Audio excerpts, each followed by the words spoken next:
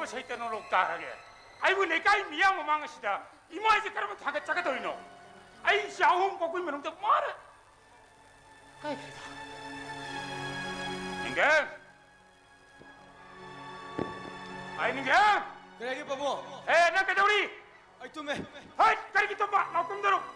뭐 가끔대로 나오는 거. 아이고 내가 이 미양 오망하면서 까이노 하니까 뭐 놀을 싶어 이거. 바보. 아서 태양까지 세노. 나빠하다. 너희 나빠하다 살로봐 강브라. 너희 나빠하다 살로. 어이. 영우. 아왕 당박이 대먹이 무사노비. 미론 통접이 mana pambi siwagdo parikha pass tawre. Nang kadawri. Nanggo parikha to phasane irami haida ne nanggo. 하시부 내가 하이도 뭐. Mun taw. Nanggo parikha to phasane irami haida. Nanggo parikha to phasane irami haida nanggo. 아이고 벨로를 봐야지. 어디디? 농안 버가 나만들 두 파곡들아 까리 칼리도 숙한데 모든 줄래래 까리 파스타니 능 아왕 당비 니 미론 중대 벽 파스타 그래 나 그다음에 니 강래랑 만 보기 실레버슨 또 이제 오늘하더나. 만 보고 자신 주봐. 안서 빼빼기 양 마음 딱 잡네. 이름도 봐 시에도 못 가르면 오잖아 넘버 삐게 되겠네 실험 대가. 그럼 뭐잖아 넘버 삐게 되게 사용 빠서 미유는 뭐가 타로의 아무거나 레이더 셔럽고 되네 아두군바 이샤암다가 이기무스 레미너를 강가 아두군 이샤암다가 이기무스 레미너를 낭나 이기무스 셔크로 하리 지내나 내가 벨을 좀 해고 이거 브로. 아두 뭐하네 가. 아이 또 배로 이봐 가나는 거이 영우 낭디라르드나 미 막꼭 칼라비 까야마 빨리 가다 파스타 오늘이 아두군 땅에 파스타 미신 거 사나봉 강가 실레리 낭군바 문드랑 뚫어내고 가나나 까리도 파스타 보되게 아이 아리지네 아두군바 미야모 망드네 오히려 이다만 누빠다가 이기무스 레미너를 낭짝으로 따로 이기무스 레미너를 강가브라 레이로 예. 레이로 레이로 해. 레이로 내 님이 따르면 맹시다. 짝으로 따로 나로 야구 야구 강브라 나들가 럽치 시계 시기로 짝으로 따로 시각에. 시기로 남국이샤 시고 팅이들이 마법 가라 이거 너시 아이 이제 뭐 아빠가네 이제 아빠가 하이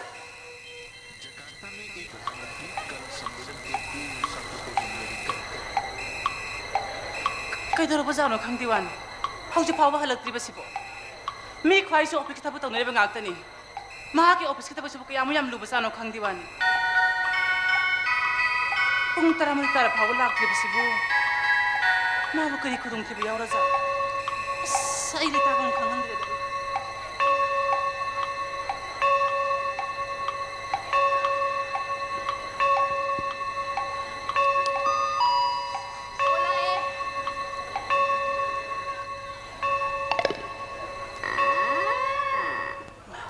Kailangan asyam tembi dah isi bo.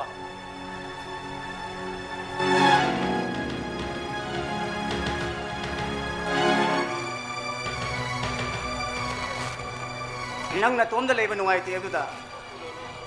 Ai na mawa yung musta legen na por labne. Uri bok tag ne rani wala kawe.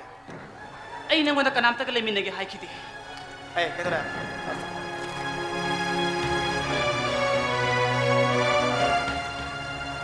Anga ngama yaw sunate.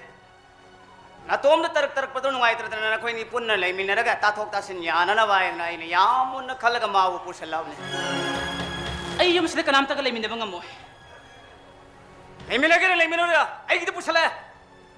Ai ni pangthok pu thabak kanam ti yat pe yaroi. Ay na imo mas sila iba se. Yung mas na building sa dagi ni. Nupa nupi yung ba min na bahay basidi. Nupa ga pa makakta na suyadi. Nupi ga pa man na suyadi. Yana bahay basidi hingmin na ba ni. Ai nang jadi ko wadu ta dum lege dum nate mark se BA pass tor bini elen bisutal no milo sendra maan gal si yum musala le bse isam sam yum ban mi khong thang ma nate Ay ni imong sila kibati karam na no. ꯈꯨꯝꯃꯣ ꯑꯩꯅ ꯏꯃꯨꯡꯁꯤ ꯂꯥꯛꯈꯤꯕꯗꯤ ꯀꯔꯝꯗꯅ ꯍꯣ ꯑꯩ ꯏꯃꯨꯡ ꯑꯁꯤꯒꯤ ꯑꯋꯥ ꯅꯨꯡꯉꯥꯏ ꯄꯨꯝꯅꯃꯛ ꯏꯀꯣꯛꯇꯨꯗ ꯄꯨꯔꯕ ꯌꯨꯝꯒꯤ ꯃꯧ ꯑꯃꯅꯦ ꯑꯩꯍꯥꯛ ꯀꯩꯅꯣ ꯅꯪ ꯍꯥꯏꯁꯦ ꯍꯥ ꯀꯩꯅꯣ ꯅꯪ ꯍꯥꯏꯁꯤꯕꯣ ꯑꯩ ꯍꯧꯖꯤꯛ ꯋꯥꯔꯤꯕ ꯐꯤꯕꯝ ꯑꯁꯤꯗ ꯅꯪ ꯅꯪ ꯃꯔꯩ ꯇꯧꯗꯅ ꯑꯩꯕꯨ ꯌꯨꯝꯁꯤꯗ ꯆꯪꯍꯜꯂꯨꯔꯦ ꯍꯥꯏꯕ꯭ꯔꯥ ꯍꯥ ꯑꯩ ꯉꯁꯤ ꯑꯣꯏꯔꯛꯂꯤꯕ ꯐꯤꯕꯝ ꯑꯁꯦ ꯅꯪꯒꯤ ꯅꯔꯥꯏꯕꯛ ꯀꯧꯏ ꯅꯨꯄꯤ ꯂꯣꯟꯕ ꯍꯥꯏꯕꯁꯦ ꯂꯥꯏꯕꯛꯀꯤ ꯋꯥꯅꯦ ꯅꯤꯄꯥ ꯈꯨꯗꯤꯡꯃꯛꯀꯤ ꯂꯥꯏꯕꯛꯇ ꯊꯣꯛꯄ ꯅꯠꯇꯦ ꯇꯥꯃꯣꯅ ꯍꯥꯏꯁꯦ ꯑꯆꯨꯝꯕꯅꯦ ꯏꯆꯦ ꯉꯁꯤꯗꯒꯤ ꯑꯩꯈꯣꯏ ꯅꯨꯡꯁꯤꯅꯅ ꯃꯣꯠ ꯇꯤꯟꯅꯅ ꯂꯩꯃꯤꯟꯅꯁꯤ ꯑꯩ ꯌꯨꯝꯁꯤꯗ ꯀꯅꯥꯝꯇꯒ ꯂꯩꯃꯤꯟꯅꯕ ꯉꯝꯃꯣꯏ ꯑꯩ ꯄꯨꯟꯁꯤꯁꯤꯗ ꯂꯣꯟꯅꯕꯤ ꯑꯃꯇ ꯈꯛꯈꯤꯃꯤꯟꯅꯕꯗ ꯑꯩ ꯄꯥꯝꯗꯦ ꯇꯥꯃꯣꯅ ꯑꯩ ꯃꯐꯝꯁꯤꯗ ꯄꯨꯔꯛꯏꯁꯦ ꯑꯩꯕꯨ ꯃꯤꯅ ꯎꯁꯤꯠꯇꯅꯕꯒꯤꯔꯣ ꯑꯩꯒꯤ ꯑꯣꯏꯔꯅꯦꯅ ꯄꯣꯔꯛꯂꯕ ꯅꯨꯄꯤ ꯑꯃꯇ ꯑꯩ ꯄꯨꯟꯁꯤꯒꯤ ꯈꯛ ꯊꯥꯗꯣꯛꯂꯣꯏ ꯅꯪꯅ ꯄꯨꯟꯅ ꯂꯩꯃꯤꯟꯅꯕ ꯉꯝꯃꯣꯏ ꯍꯥꯏꯔꯒꯅ ꯅꯈꯣꯏꯗꯒꯤ ꯇꯣꯉꯥꯟ ꯇꯣꯉꯥꯟꯕ ꯃꯐꯝ ꯑꯩꯅ ꯁꯦꯝꯕ ꯇꯥꯔꯦꯗꯅ ꯑꯩ ꯁꯥ ꯅꯠꯇꯦꯌꯦ ꯑꯩ ꯃꯤꯑꯣꯏꯕꯅꯦ ꯂꯩꯁꯨ ꯅꯠꯇꯦ ꯑꯩ ꯏꯀꯥꯏꯕ ꯈꯪꯕꯇ ꯅꯠꯇꯅ ꯏꯁꯥꯒꯤ ꯏꯖꯠ ꯂꯩꯅꯍꯟꯕ ꯃꯤꯑꯣꯏꯅꯦ ꯑꯩꯍꯥꯛ ꯌꯥꯔꯦ ꯌꯥꯔꯦ ꯅꯪ ꯍꯥꯏꯗꯣ ꯂꯣꯏ ꯈꯪꯉꯦ ꯀꯣ ꯅꯪ ꯍꯥꯏꯅꯤꯡꯗꯣ ꯑꯩ ꯂꯣꯏ ꯈꯪꯉꯦꯕ ꯃꯥꯁꯦ ꯌꯥꯝ ꯐꯕꯤ ꯒ꯭ꯌꯥꯟ ꯂꯩꯕꯤ ꯅꯨꯄꯤꯅꯦ ꯅꯪ ꯍꯥꯏꯅꯤꯡꯕ ꯂꯣꯏ ꯌꯥꯅꯤ ꯑꯩꯈꯣꯏꯁꯨꯅꯦ ꯑꯇꯣꯝꯕꯤ ꯑꯣꯏꯕ ꯍꯥꯏꯕꯁꯤ ꯀꯩꯗꯧꯉꯩꯗ ꯄꯥꯝꯕ ꯅꯠꯇꯦ ꯑꯗꯨꯕꯨ ꯏꯔꯥꯏꯕꯛꯇ ꯁꯨꯝ ꯊꯣꯛꯑ ꯇꯝꯈ꯭ꯔꯕꯅꯤꯅ ꯅꯪꯅꯕꯨ ꯌꯥꯝꯅ ꯐꯠꯇꯦ ꯉꯁꯥꯏ ꯑꯌꯨꯛꯀꯤ ꯄꯨꯡ 10ꯗꯒꯤ ꯅꯠꯇ꯭ꯔꯥ ꯅꯪ ꯂꯩꯕꯣꯠꯇꯦꯅ ꯊꯝꯕꯤꯔꯛꯂꯤꯕꯁꯦ ꯑꯁ ꯚꯥꯞ ꯃꯦꯜꯂꯝ ꯇꯥꯗꯦꯍꯦ ꯅꯪꯁꯨ ꯑꯩꯅ ꯐꯅ ꯁꯤꯅꯤ ꯀꯩꯅꯣ ꯑꯩꯒꯤ ꯋꯥꯕꯕꯨ ꯑꯩꯒ ꯄꯨꯟꯅ ꯂꯩꯃꯤꯟꯅꯕ ꯉꯝꯃꯣꯏ ꯍꯥꯏꯕꯗꯨꯅ ꯇꯣꯈꯥꯏꯅ ꯂꯩꯕ ꯇꯥꯔꯦ ꯇꯣꯉꯥꯟꯅ ꯂꯩꯕ ꯇꯥꯔꯦ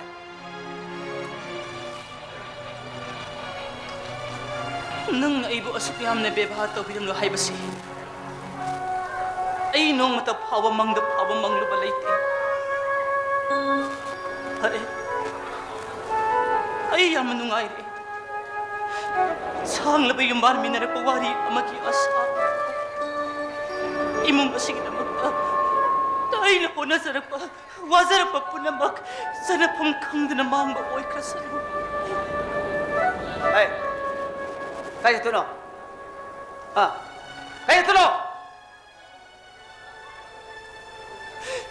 ꯅꯪꯅ ꯑꯩꯅ ꯇꯕꯤ ꯀꯅꯥꯒꯨꯝꯕꯤ ꯑꯃꯒ ꯏꯃꯨꯡ ꯑꯁꯤꯗ ꯍꯦꯛ ꯂꯩꯃꯤꯟꯅꯒꯦ ꯍꯥꯏꯗꯨꯅ ꯈꯜꯂꯛꯄ ꯃꯤꯀꯨꯞ ꯑꯗꯨꯗ ꯅꯪꯒ ꯑꯩꯒ ꯂꯩꯅ ꯃꯔꯤꯗ ꯂꯣꯏꯈ꯭ꯔꯕꯅꯤ ꯍꯧꯖꯤꯛꯇꯤ ꯅꯍꯥꯛꯅ ꯆꯥꯟꯅꯖ ꯄꯨꯔꯛꯂꯤꯕ ꯃꯍꯥꯛ ꯑꯁꯤꯒ ꯂꯩꯃꯤꯟꯅꯍꯧꯔꯣ ꯑꯩꯗꯤ ꯆꯠꯂꯒꯅꯤ ꯀꯗꯥꯏꯗꯅꯣ ꯆꯠꯇꯣꯏꯁꯤꯕꯣ ꯃꯗꯨ ꯑꯃꯒꯤ ꯅꯪꯒꯤ ꯍꯛ ꯂꯩꯇꯦ ꯑꯩꯕꯨ ꯐꯠꯇꯕ ꯇꯥꯍꯪꯒꯅꯣ ꯀꯥꯎ ꯍꯧꯖꯤꯛꯅꯦ ꯅꯪꯒꯤ ꯑꯩ ꯅꯠꯇꯅ ꯑꯇꯣꯞꯄ ꯀꯅꯥꯁꯨ ꯂꯩꯇ꯭ꯔꯕꯅꯤ ꯅꯪ ꯀꯗꯥꯏ ꯂꯩꯔꯨꯒꯦ ꯍꯥꯏꯕꯅꯣ ꯑꯩꯒꯤꯁꯤ ꯌꯨꯝ ꯂꯩꯌꯦ ꯁꯤꯌꯥ ꯃꯤ ꯁꯨꯝ ꯍꯧ ꯂꯩꯇ꯭ꯔꯕ ꯌꯨꯝꯗꯨ ꯀꯩꯗꯧꯔꯒꯦꯕ ꯅꯨꯄꯥꯅꯤ ꯐꯥꯝꯒ ꯂꯩꯔꯝꯃꯤ ꯀꯥश्मीꯔꯗ ꯁꯤꯐꯥꯏ ꯈꯜꯂꯤꯅꯤ ꯍꯥꯏ ꯁꯤ ꯈꯪꯗꯦ ꯆꯅꯤ ꯈꯪꯗꯦ ꯂꯩꯈ꯭ꯔꯦ ꯅꯪ ꯅꯨꯄꯤꯅ ꯒ꯭ꯌꯥꯟ ꯌꯥꯎꯗꯕ ꯇꯧꯅꯣ ꯅꯈꯣꯏꯁꯤ ꯋꯥꯔꯤ ꯌꯥꯝ ꯂꯩꯅꯩꯗ ꯑꯩ ꯏꯖꯠꯀ ꯃꯥꯡꯖꯔꯁꯅꯨ ꯑꯩ ꯑꯣꯏꯅ ꯆꯠꯈ꯭ꯔꯒꯦ ꯁꯦ ꯑꯩꯕꯨ ꯊꯤꯜꯂꯨꯁꯦ ꯑꯩ ꯀꯅꯥꯕꯨꯁꯨ ꯊꯤꯜꯂꯣꯏ ꯑꯩꯕꯨ ꯅꯨꯡꯁꯤꯕ ꯑꯩꯒꯤ ꯏꯅꯥꯛꯇ ꯂꯩꯒꯦ ꯈꯟꯕꯗ ꯑꯩꯒꯤ ꯏꯅꯥꯛꯇ ꯂꯩꯌꯣ ꯑꯩꯕꯨ ꯊꯥꯗꯣꯛꯇꯨꯅ ꯆꯠꯀꯦ ꯈꯟꯕꯗ ꯆꯠꯈ꯭ꯔꯣ ꯑꯩ ꯋꯥ ꯑꯝꯇ ꯉꯥꯡꯉꯔꯣꯏ ꯑꯩ ꯇꯥꯃꯣꯕꯨ ꯊꯥꯗꯣꯛꯇꯨꯅ ꯆꯠꯄꯗꯤ ꯉꯝꯖꯔꯣꯏ ꯇꯥꯃꯣꯕꯨ ꯏꯁꯣꯔꯃꯅꯤ ꯈꯟꯗꯨꯅ ꯑꯩꯒꯤ ꯊꯋꯥꯏ ꯍꯛꯆꯥꯡ ꯑꯅꯤꯃꯛ ꯀꯠꯈ꯭ꯔꯕꯅꯤ ꯑꯩ ꯆꯠꯂꯦ ꯌꯥꯝ ꯃꯨꯟꯅ ꯈꯜꯂꯣ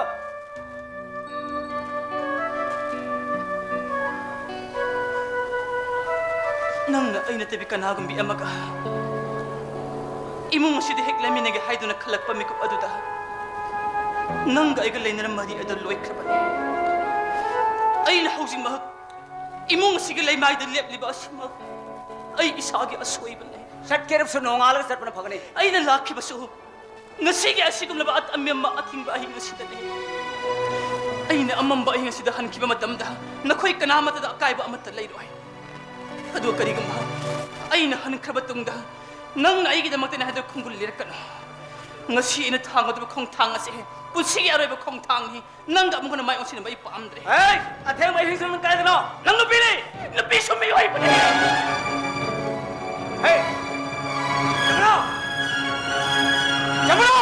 ꯑꯃꯨꯛꯀ ꯇꯥꯟꯅꯔꯒ ꯐꯥꯕꯤꯔꯨꯁꯨꯕ ꯇꯥꯃꯣ ꯃꯥꯒꯨꯝꯕꯤ ꯃꯧꯅ ꯍꯥꯝꯕꯅ ꯑꯊꯦꯡꯕ ꯑꯍꯤꯡꯁꯤꯗ ꯂꯝꯖꯥꯎ ꯁꯣꯛꯇ ꯀꯝꯗꯧꯅ ꯆꯠꯀꯗꯣꯔꯤꯕꯅꯣ ꯆꯠꯀꯦ ꯆꯠꯁꯅꯨ ꯑꯊꯦꯡꯕ ꯑꯍꯤꯡꯁꯤ ꯑꯃꯨꯛ ꯀꯥꯏꯗꯅꯣ ꯀꯅꯥꯅꯣ ꯌꯨꯝꯅꯣ ꯀꯩꯅꯣ ꯅꯕ ꯌꯨꯝꯗ ꯃꯔꯥꯏ ꯂꯩꯖꯔꯝꯒꯅꯤ ꯑꯁ ꯃꯤꯒꯤ ꯏꯃꯨꯡ ꯃꯅꯨꯡ ꯀꯥꯏꯕ ꯍꯥꯏꯕꯗꯨ ꯍꯦꯛ ꯊꯣꯛꯏ ꯑꯩ ꯌꯥꯝ ꯅꯨꯡꯉꯥꯏꯖꯗꯦ ꯇꯥꯃꯣ ꯆꯠꯂꯣ ꯍꯥꯏꯔꯕꯁꯨ ꯑꯩ ꯑꯣꯏꯅ ꯆꯠꯈꯤꯒꯦꯕ ꯏꯆꯦꯗꯩꯗ ꯇꯥꯟꯅꯕꯤꯔꯨꯁꯨ ꯍꯥꯏꯕꯅꯤ ꯅꯪꯕꯨꯗꯤ ꯀꯗꯥꯏ ꯊꯥꯗꯣꯛ ꯌꯥꯔꯗꯒꯦ ꯅꯪꯅ ꯍꯦꯜꯂꯦꯅ ꯄꯣꯔꯛꯏꯅꯤ ꯁꯦ ꯑꯃꯁꯦ ꯆꯠꯈ꯭ꯔꯤꯁꯦ ꯌꯥꯝ ꯐꯔꯕꯅꯤ ꯃꯁꯤ ꯆꯠꯈꯤ ꯀꯟꯈ꯭ꯔꯕ ꯅꯨꯄꯤꯅꯤ सानना चटखिदना हयेंग मबुंग मपाव करियो मान गाड़ी का पुरगा चिंबा अउन पचिंबा लादे दि कमाय तौदुइबा ए अउन पुरगी वारो होय इमुंग सिलेरुसे माइ पोनाम याव जानते मसा खक थांदो लुहोंबा आई लेइ वादने कल खलुन अदुदि अइना हयेंग पुरक्तब छि यारिने मादो बेसारगी निपिनि गायदना आ लम लामना हायगलालगा पमुक्ता मुक्तरा लेरिबा जानिदना मादिया ए फरसे माइ वारसे तो काल पोत साक तिलो मने दो खनि बु साक साक draw ngasai yu tegi hotin da am sara abdu saning ma phawri bro ai di kem ta saning dri sanga si lawsi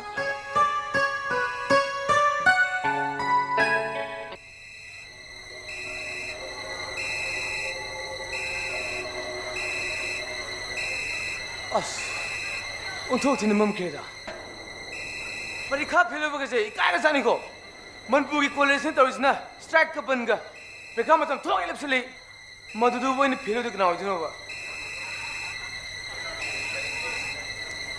matam ju thingzele matam nang phatabne ai nga sai nei thoi madau du ma ga ba tamoi sanga tumjira ma so ai ji kai sakne hai ai bu sankro sanga tumusne ma jo pasrong ngoni ne larki mi ne dunu pa jo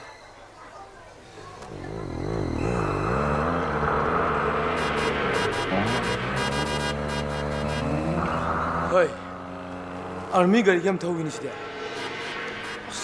matam naga phatabne amam bahing sida ba nupam le me naro ni ne phadna pugadi nongalak pada lawi da mon khangam ni sa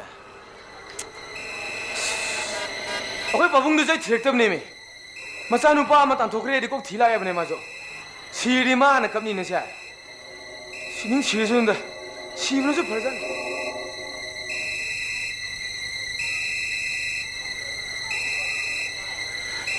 mahang pane ngami haibegi matagun piu sana pukumna khanba mahak ngai jahura sa yum madu si ipangana sajaram bani larabi imagi khangpok sangda aigi lemul punsi mate pasiloi salurake oh antong asumam kheda asumai na mamangani khalma taragadi aina yumdagi thorapa matamda to samatang paira ngada bone hoida ai magi ne habida posak amata paikra roi ai to masumam kheda mai to ne kana ham ta sulak ko di dawri si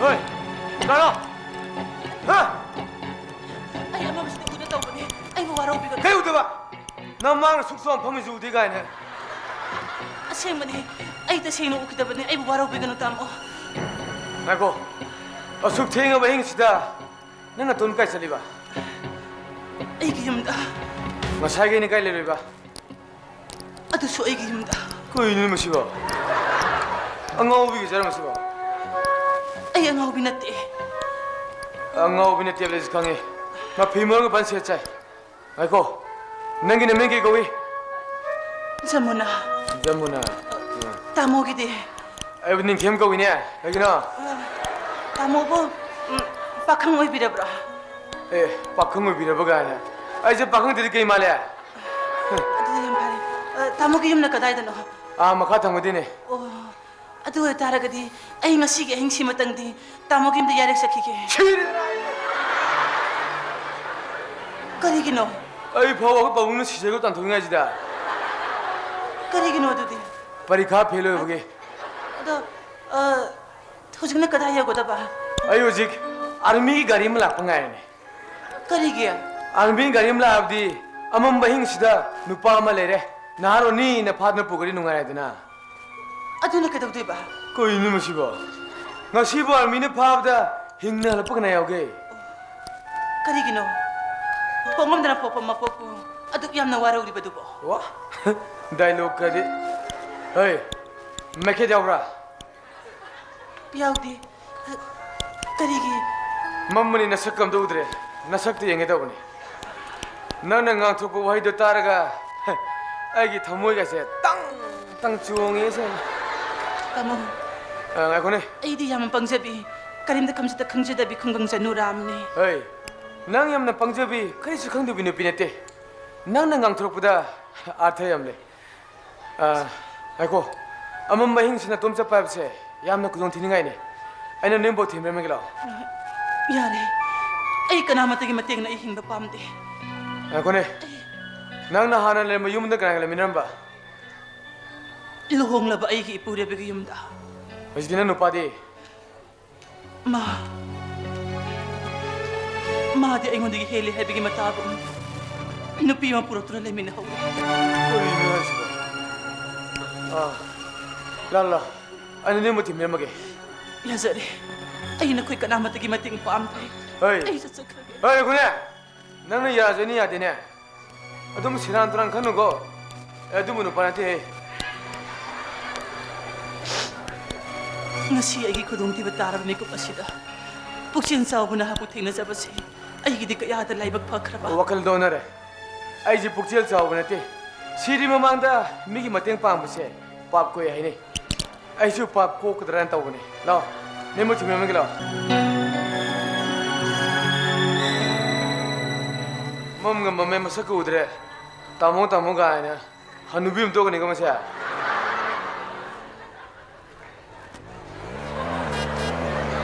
ngasi unasi thabam ju samina je duk luna haina karaga atop nu pam de singi bu humni shuri jibo shiv kari lo no mi kari no na huskang la shabi sing jibo masin nang thorpa thabo na to thorpa syam khena ri jibo kari ki no mi ma na ibo ngang ma sara sana ba na sana bli mong jibo kari no mi ngasi je sai to go bi kai greda ikai ba na ta puni ning shiwa mu yaw ni sai to ma sara sana ba ma no to ni ni 소식 거의 안 가요.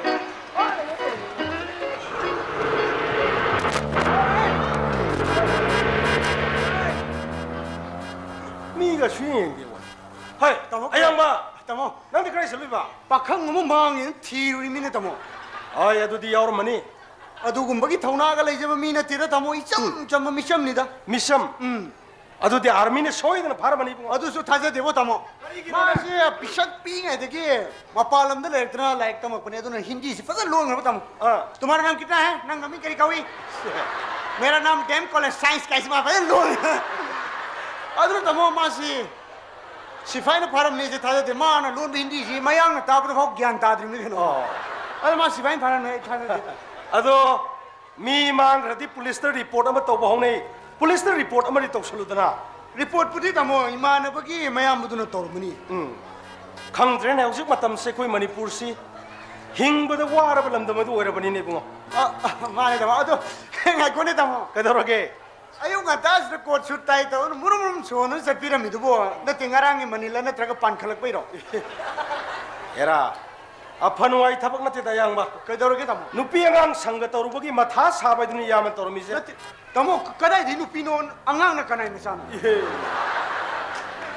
यामबगी सिनफमजिदी सेल सांदोक सांजिनगी investment bank निदना मधुगी मतंगी वरेने दी यामन तमो नुपी दा पैसा थादबदी थादबनी कदो वी अंगांग ना पैसा थादबिरुनो कदाई दि मोदी अचा पो ले थोकना साना पो ले थोकना सिक्किम लेरमो तमो सिक्किम लेरमो नंग हाइबगुमदना अंगांग द थादबैदुगो सब मानगरे हौजिकानगी मीसिंग जंगपुरिनि बुंगो तमो सेल पुनेदी खंगी सेल सिंबगी सनबिदि लेते मोइने खलिसी सेल सांतोई बखोई इरलजी हालागे सिंगतनी मत लगे सिंगत अदुनदी एकोई सु कौफम चाबा म थमदब यादे खुलाई म तिक्साना पाइदे यादबनि नायंबा तमो तमो की सिदी कुंफू कराती की थबक नीने सहित अंक भाउदी अदुनरा खंगदे सकहेन बि लैसाबि मनि यामबसि फजन कौशलमे बोइबो नत कदाई कौरम मिनु तमो थमोई मा पादरा कमाई तौनु ता हाइबियो तमो एरा सेंदोई जु चाइ मरुप पासु निखलि पेंशन बुकासु बंधोप लवी नुपी दो लैसाबि अरिबिनि यामन खलि लैसाबि अरिबि जेमक तो लेकाय द मरुप याम लिंखलिदना लिंखले तमो अरे यामन खलि मसी हाइफेट लीरे अखोइसु याम नहा नत्रे सही जे हाइफेट याइना हाइदने याम बाबा मखाइ थादरुबनि लुपाम खाय लाग मग मखाइ ने याम तमो दुक याम सेंथम कदौ थादा बिरुनो ने सेंदोई पिरम दाइद ओरोरो हेत लैबा हौरे और money ngasi hayeng hangsit maro makla aidra tha taruk ki matung ngasi ji unajena tarik tha bani aisu ngasi di wa sap sabi mangana ragena thorak pane adu godi bugo numi humni shure ne hu tha siramira tamo nate ai je tamo thori yan siramiro nate ne do so adu sunatwa wa adu di khange tamo suicide tau soi or mani atop nupa de sien gi numi humni shure ne as Tamu kisi nongman kita saya tu ni ne. Ninggu ye itu tahu boy mau ne betul. tu sama nak re Tamu pakang se leader lisila di juga sadam ni ko. Saya tamu pakang se leader lisila dia ba. Kau icai sing cabal luar pergi matam. Sedih dah puk kasih itan tangga tanah saning tangni mereka kain kau tu ba. Tahu tu tamu. emang tu win he Tahu orang ni betul. Aduh main tahu betul tamu. Matayam sab ni ko kasih peni ya semua. si nang hai Aduh na pakang hari bagi dasar si ko na ba upay agak tu ni lagi.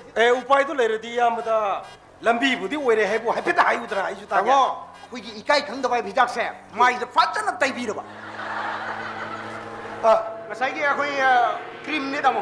ikai khang da bai si cream one thora bra Toleh ni ngasai free lovely do. Aduh kau mana? kai no phiar labli ai free labli kai du Aduh ki krim do. Aduh cap mana macam ni tamu. mai da tai bi ai Malu tamu na masih tai tok tai sin talle so guli yang cabi rasa. Masih cap ki timing si tamu ayuk ta tamu na kahek sa tuam dai. Reges ngasi dia dam lere. Kala. Malu dai guli tu tak lang sila sak. ning bunung si yam hoi di diet kai du ta ki da pui de tai bo Aduh tamu ngasai dia guli tu lang sila sak ikan tadi ngasai anam kan bayi sakti tu pan ni tu jong thora ni. Aduh main tahu tamu dah sak pom ni aku imam masuk. Orang nahan dengar upaya sini apa pas tahu orang. pare nang na ai gi budi am wabi de hida ka su tak biri adu nang su yam na ngang di natre sirai ka tu ingon da hian hanjal le ne ha adu nang gi di kamai ta bom ta hu ta ge ne Tamu na huti kanu ne. Aku imam ka bapa ka na ai ki sosti puja dah. Ngasai ikai kang dapat ki krim do. Padan tai bi dah jadi. Aduh na thoi dok pelai tian na udah dia tu bu usik si cai kontra langkalam ni na. Saya mai ai sama madra dah kerana sini bahu jaram ne tamu. Na usik si iwat wat pama sum lai. bai kari wali gi hayu ni yam da Na usik wali si tamu cycle mai kuthok pim dang wali. kai no cycle mai khu thok bi thora bra ne Lai na tamu kui ni na thokpa. Motorcycle. kai a Aduh tamu beng si jo yam lu ba usik si. hai ga ko bengi wari or di yam ra khang ni yam di sel thum gi thabak ni tori je bengi matang dor de ai hai ge hayu ne ka hangu ne kari no Ai na chali si tamu beng si manga tarok surami da. kai dor ge Paisa kai ba ya da sum lai ba wani. tera ngarang dai transaction tori ni sel kai thok ka sin hong ji yai kari gi yaro de no na Mui beng si da tamu yam lu bam le na mi se. kai dor ge maram do hayu ne Paisa si thamjin ri kai ba yaram da. Aduh paisa thamdra su kai ba ya ba yam gi beng si da gi sen gi da puja ge. Na na maru bam yauri ma se ek phang ma ga tamu paisa dai loi nin thok sake. tapna khana ji sel puthok pusin ge wari or de isin na unu unara ga tapna khana lo re kai dor ge Ara tamu kona ai ba wai do ai bi nu da ek ta pi ni ai bi uda. kai no na Uji kan ge le sabi party sin sina motorcycle ma tuang dra di ya dab tu da hai ba wani. Ichi ni na ho be mateng pang thok pang. sel gi wari asi tarai tarai ya din yang ba ha guarantor sangi guarantor laitra na low gi ikun gi pata na singba itho gi sinama sangi dana Gerin tu su picture lei lau ki pata nu da loi lei na nau gi di motorcycle am lei re loi re. ayang ba apa wa ge nang martu kam hai tore nang chalu ra ba ipana hangwayu phum chalu ra nang Pabung akoi bai ning them ga hek khang na ba ti na ba mama na ba ine khang ja ba khai di. Salaga hang jaru re pabung amat te da le ram de. ifasu asam na khali yoru re gruka sipai singi ofisa singsu uneru re ipana hangu ya ba hangore tv da radio da ipana pau pi ba ya ba loina piru re pai le tin he le ram tre nang mar padoi mo ai kada wadu ni pa gyanam tadram ni kari Kai no ne tamu. Khoi pabung se. Ai ne sai imana ba ma mang ji do. Adu ki pabung ni. oh ai ko ibon hai dana i khara budi ta jare kari kamai to kuno wari doi gi Akoi tamu sina pabung akoi mama sai de ne. mo Saving bank amagi manager soi ba, chairman soi ba. Lam yam chat khra ba yam ne. Khang em ku be re na mami ngo khak le ba yam ne. kari kamai to ibu sini yung ai ni san pare babu parika fail hoi hai dina ipana kha ngangure sairure ai gi sha ahum pokcha menu de mana khadi ton ton mani Babu. ipa si khara phingi mau sana saugali aduna ipa gi thawak phawda voluntary retirement lo thoi mi makha da leiba hainadi hai dre aduma adu ya ngang de khara furu sairure ada thibong khang to bani moi pabong angang sidai na mun masak khang bangang ne pabong kai ai ga kolkata dai thorok pade journey pun khre masak ma tawsu phajab ne pabo ai ya mun khangje pabo Tamu masak fasabai wadi usikan gi digital film gi producer sin hero kumbi osina koi ta ta ne. Da koi pabung ne yaad na. adugi lambe na de ipana pamjadabni na Hoi. adu yade na ipana thingler pani karigumda ai sadra ai yumde halaba adu oi bitar gi ipana ne mabu ne amukana mabu ya halaba Pabung masih amo haladi pabung ma palam nang thado khra se. मासे अखोई स्वाइगे education system मी सिंगसिगी हिंगनरी बमोंग तसेंग न महिना दमने पाऊ मैं हिंग बई अंकसदी मताने मा मपाना थादो फिरसे इपाना मामू मपांगी लमदा लाइक तम थारो एनीवे माव सुंता थारो आई मरुंग पांग अमखक्की मसानुपी मखक्का मागा लोंग फुंगतोंग बिरगेनी पाना कन खले मानो आई युमदे हलाबा अदु वही तारगदे आई सान पासे मयुमकी पांजंगे ने पाना खले हे पाऊ तौदस पाऊ मरी मता अमगी युमदा नत्रगसु खंग सानब अमगी युमदा सोइदन लेरंगनिदा नुंसा पक्ति थिबिरुनो नसा खोइसु थेंगसरबदी आई अयांगबदा बोरो पाबुंग दोरो आई पावदु हाइजगी पाबु इबुगो आई चलगा हंगबनी अहोय खबरदा मी हालम ने कापम में मुक्त मी असीबम लेरे हाइबन सिंगबै पाना सच्चत येंगरबनी अमत सोइरम दे आई सादो थिबम खंगदे इबुगो अरे येंगोय सिना वरी वताई सानाउको आई मरबम खकी मयुमदा अमुतंग दि हंगेनी पाना खले इपांग चौगे मेनि सिनाई वरी साहु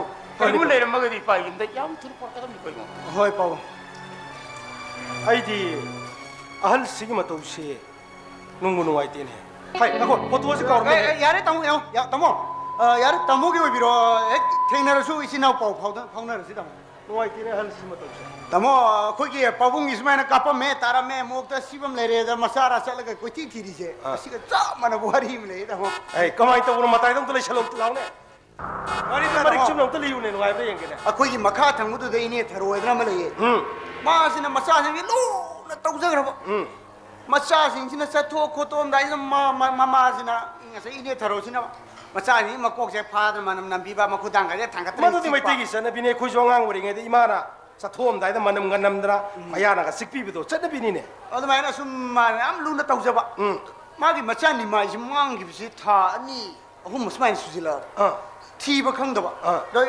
मतांगसिदा मोक्ता असिबा म लेरे मसक खंगदबा म लेरे हाइबा पाउसि इने थरोन हेक ताबसिदा ओ आई चानि माइ दोइरमनि इमाइनि माइ इमाइ करी इमाइनि माइ एना ngसagi ini terusnya kamu मोक्ता नाइ इमाइनि माइ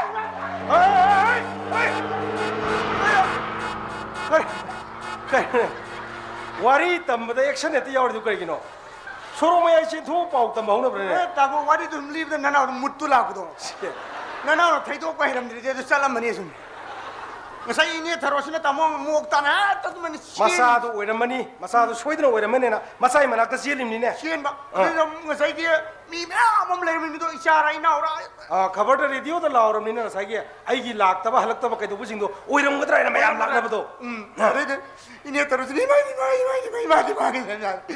मी म्याम जे मा होगाइ कैनु नि जाने खंगबसिनि म्याम इबुङो इदि चाजे मनम द खंगे आइन संग्रह ngसागी असिबसि मकुदांग ताप पाइगे थांकत पनि दङ होय कय होय आम होय ओरि नुरे लम्बी सुन तमो इने थरो वान धरिमने ngसाई असिबदुनि कुइने सिले ममाइ ममि पो मगत मसक मसा खंद्र बोनेदा आइदि नंग ओना था थांगत पनि वाइ गे होय कनानो नुंसा साबसु नते नोंग ताबसु नते सातिन गा याम वा ए अत आइबिगो याम मान बाम खलेरे वराव बिनु को सोम द कनोता ए रानिब्ला तमो कुबे saksu yang pada tuan betul dah.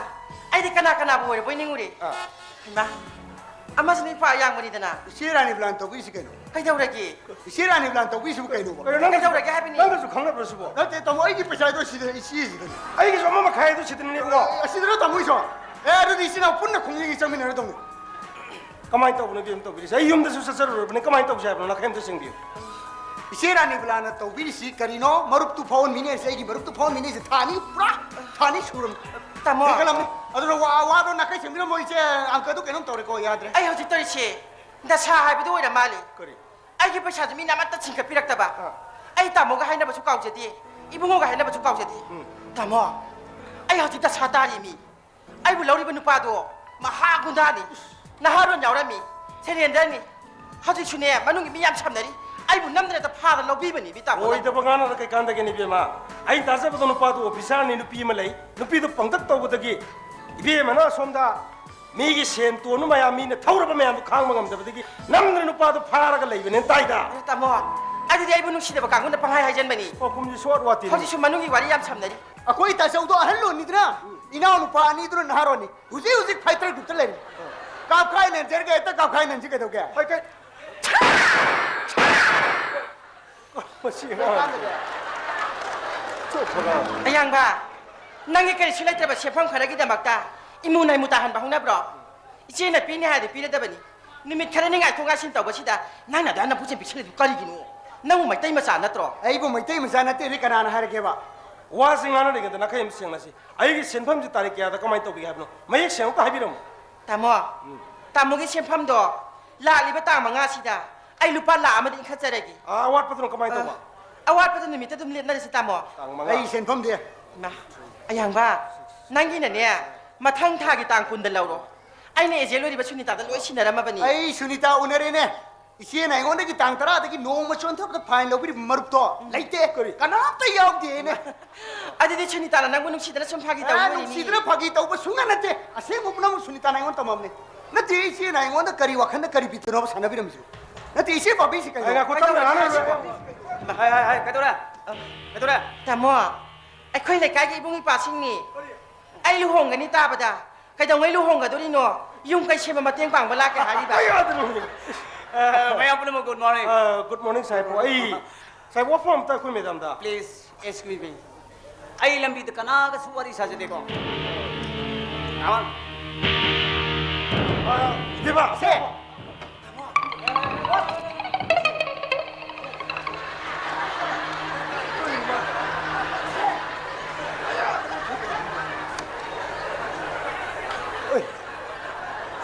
कहीं नो मा हर में तो लोला में तो कहीं เดโมคราซีนี่เนี่ยตามว่างงไปว่ามาสินที่ไปว่าขัดรักให้ว่ากังกูนะสังกัดไปแต่มนตรีโอ้ยฮุกตาวนี่เนี่ย अदो दिस लिन ना बोट काउ दब थोरांग तुपसे नहीं तबा सिन थी बाई तब कांबू तारे ना เอาดูนะตาเรื่องนั้นตาม अदबो कोविर की मरन हाथ पंगम का तब मी मता लमदम से पोट्री ใครรู้ตามปุ๊กตรู้สิที่มูร์ตีโอ้ยน้ำมันไม่เล็บไม่ถูกว่าหังนะซาบมูร์ตีเนาะ मान हारी बतारिक सिनो मसोन थबदा आई करानो है बसे मैं एक शेर खाऊंगा तुरंत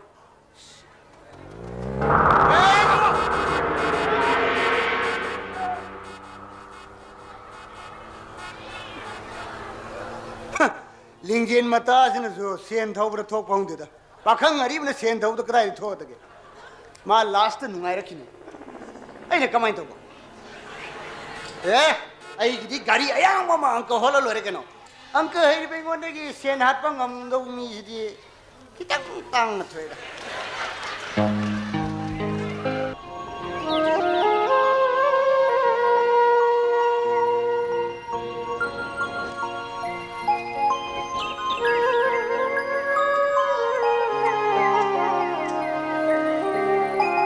ai ne hinga dor ba si on to le lokle da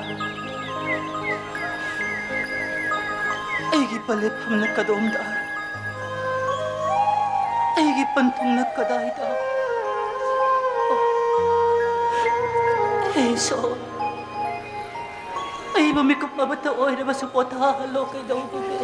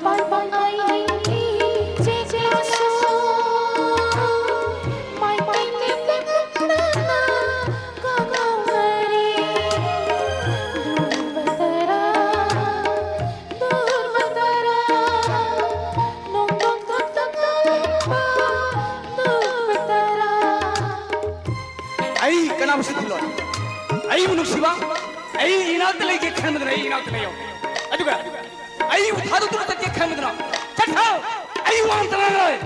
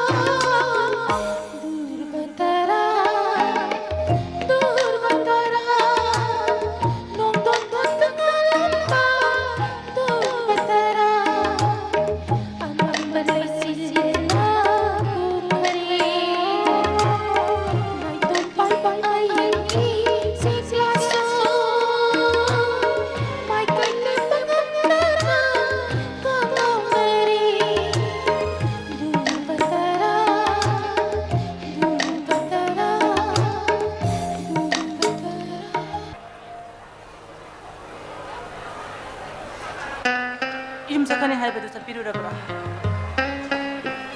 ꯑꯩ ꯌꯨꯝ ꯆꯠꯈꯤꯕ ꯀꯔꯤꯒꯤ? ꯑꯩꯁꯨ ꯅꯪꯒꯨꯝꯅ ꯌꯨꯝ ꯊꯥꯗꯣꯛꯑꯝꯃꯕꯅꯤ ꯅꯤꯡꯊꯦꯝ, ꯏꯖꯠ ꯑꯃꯗꯤ ꯃꯤꯒꯤ ꯃꯤꯌꯦꯡ ꯍꯥꯏꯕꯁꯤ ꯌꯥꯝ ꯂꯨꯕꯅꯤ. ꯅꯪ ꯑꯩꯒꯤ ꯑꯄꯥꯝꯕ ꯈꯛꯇꯅ ꯇꯥꯏꯕꯪꯒꯤ ꯋꯥꯡꯃꯗ ꯇꯣꯉꯥꯟꯅ ꯍꯤꯡꯕ ꯌꯥꯏ. ꯑꯩꯅ ꯅꯪꯉꯣꯟꯗ ꯍꯟꯅ ꯍꯥꯏꯗꯨꯅ ꯋꯥꯔꯧꯒꯅꯤ. ꯅꯪꯒ ꯑꯩꯒ ꯐꯝꯖ ꯀꯨꯏꯅ ꯂꯩꯃꯤꯟꯅꯕꯁꯦ ꯑꯩ ꯄꯥꯝꯗꯦ. ꯂꯥꯟꯗꯕ ꯑꯩꯈꯣꯏꯅꯕꯨ ꯃꯤꯅꯝꯕꯕꯨ ꯀꯩꯗꯧ ꯀꯤꯗ꯭ꯔꯤꯕꯅꯣ? ꯅꯤꯡꯊꯦꯝ, ꯀꯔꯤꯒꯤꯅꯣ ꯅꯍꯥꯛꯅ ꯄꯨꯟꯁꯤꯗ ꯊꯦꯡꯅꯕ ꯈꯨꯗꯣꯡꯊꯤꯕ ꯑꯃꯒꯤꯗꯃꯛꯇ ꯑꯗꯨꯛ ꯌꯥꯝꯅ ꯋꯥꯔꯧꯔꯤꯕꯕꯣ? ꯑꯩꯅ ꯉꯁꯤ ꯃꯐꯝꯁꯤꯗ ꯂꯩꯔꯤꯕꯁꯦ ꯑꯀꯤꯕ ꯑꯃꯠꯇ ꯌꯥꯎꯗꯅ ꯇꯥꯏꯕꯪꯒꯤ ꯈꯨꯗꯣꯡꯊꯤꯕ ꯄꯨꯝꯅꯃꯛ ꯃꯥꯌꯣꯛꯅꯒꯦ ꯍꯥꯏꯗꯨꯅ ꯑꯩ ꯉꯁꯤ ꯃꯐꯝꯁꯤꯗ ꯂꯩꯔꯤꯕꯅꯤ. ꯖꯃꯨꯅꯥ, ꯅꯪꯁꯦ ꯑꯩ ꯊꯥꯗꯣꯛꯐꯝ ꯈꯪꯗ꯭ꯔꯕ ꯈꯣꯡꯕꯨ ꯑꯃꯅꯤ. ꯑꯩ ꯅꯪꯒꯤ ꯐꯤल्म ꯑꯃ ꯁꯦꯝꯗ꯭ꯔꯤ ꯐꯥꯎꯗꯤ ꯃꯍꯨꯝ ꯑꯁꯦ ꯊꯥꯎꯇꯅ ꯆꯠꯈꯤꯌꯣ. ꯃꯗꯨ ꯑꯩꯒꯤ ꯏꯔꯥꯏꯕꯛꯅꯤ. ꯅꯪꯅ ꯋꯥꯐꯝ ꯊꯣꯛꯇꯦ. Jamuna, why are you so serious? ꯅꯤꯡꯊꯦꯝ, ꯑꯩ ꯅꯪꯉꯣꯟꯗ ꯀꯌꯥꯔꯛ ꯍꯥꯏꯈ꯭ꯔꯦ. ꯅꯪ ꯑꯩꯒꯤ ꯃꯤꯡ ꯀꯧꯒꯅꯨ. ꯌꯥꯝꯗ꯭ꯔꯕꯗ ꯅꯪꯉꯣꯟꯗꯒꯤ ꯆꯍꯤ ꯈꯔ ꯑꯩꯅ ꯍꯜꯂꯝꯕ ꯌꯥꯏ. ꯅꯪꯒ ꯑꯩꯒ ꯑꯍꯥꯟꯕ ꯁꯛꯈꯪꯅꯕ ꯑꯍꯤꯡ ꯑꯗꯨꯗ ꯅꯪ ꯑꯩꯉꯣꯟꯗ ꯇꯥꯃꯣ ꯍꯥꯏꯅ ꯀꯧꯈꯤ. ꯑꯗꯨꯗꯤ ꯑꯃꯝꯕꯒ ꯑꯣꯏꯕꯅꯤꯅ ꯑꯩꯅ ꯅꯪꯕꯨ ꯑꯍꯜ ꯑꯣꯏꯔꯕꯅꯤꯗꯨꯅ ꯇꯥꯃꯣ ꯀꯧꯔꯕꯒꯤ ꯋꯥꯅꯤ. ꯃꯤꯡ ꯀꯧꯕꯁꯦ ꯉꯥꯏꯍꯥꯛ ꯂꯩꯇꯅ ꯍꯣꯟꯗꯣꯛ ꯍꯣꯟꯖꯤꯟ ꯌꯥꯗꯕꯅꯤ. ꯑꯩ ꯍꯤꯔꯝ ꯑꯁꯤꯗ ꯅꯍꯥꯛꯀ ꯃꯈꯥ ꯁꯪꯊꯅ ꯋꯥꯔꯤ ꯁꯥꯕ ꯑꯩ ꯄꯥꯝꯗꯦ. ꯅꯪ ꯌꯥꯔꯒꯗꯤ ꯌꯨꯝꯗ ꯍꯟꯈ꯭ꯔꯣ ꯅꯤꯡꯊꯦꯝ. ꯑꯩꯈꯣꯏ ꯑꯅꯤ ꯊꯣꯛꯂꯛꯀꯅꯤ ꯊꯥꯖꯗꯕ ꯑꯍꯤꯡ ꯑꯃꯗꯒꯤ ꯉꯁꯤ ꯐꯥꯎꯕ ꯈꯣꯡꯕꯨ ꯑꯣꯏ ꯂꯩꯔꯒꯦ. ꯁꯪꯁꯥꯔꯁꯤꯗ ꯃꯤꯑꯣꯏꯕ ꯂꯥꯛ ꯀꯌꯥ ꯑꯃ ꯂꯩ. ꯑꯃꯅ ꯑꯃꯒꯤ ꯋꯥꯔꯕ ꯉꯝꯗꯦ. ꯑꯩꯁꯨ ꯉꯝꯗꯦ.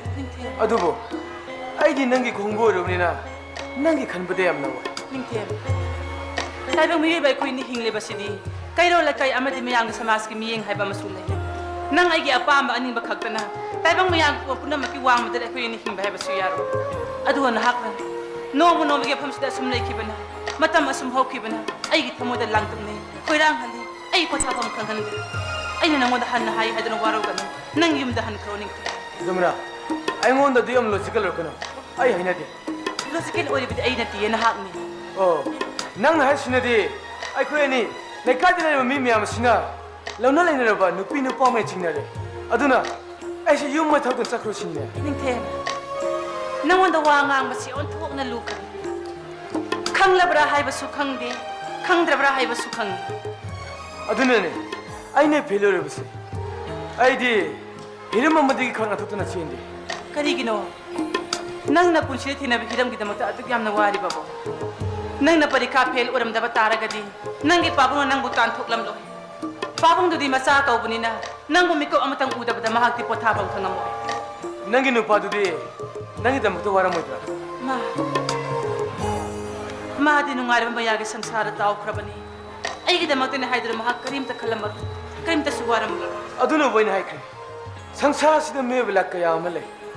Amana magi wara bogamde. Adubo, ay di nang khanbada yamna wai. ningthem miyoi bai khoi na hingli base sanabini sanabigi wangmada nang ai gi apam khaktana taibang gi wangmada lei bai himina bai base khak yar aina nangoda hanjan hanjan hai haiduna nang ai ba wara wutaw Parikha fail bu damakta. Sija kro tan to panga mi ba mapagi ma thmoiduna, kam thmoino. Maduna kam sinabino. Kanande jamuna. Nang na tomta. Yum ma sine tomta na hingobuda. Hangol sina singo. Ai lo ne khangi.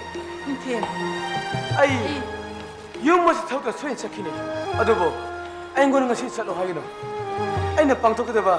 Ai gi thau kharle. ai madu puna mayo na bangamani haiduna ai phamsida laklabani pare nang na ibu khongbu haina khallabani na ai su nang bu khongbu haina khallage khongbu haina theina bana hakse nasagi mathau masak khangba mikhok tong mi ama oihanning Pare.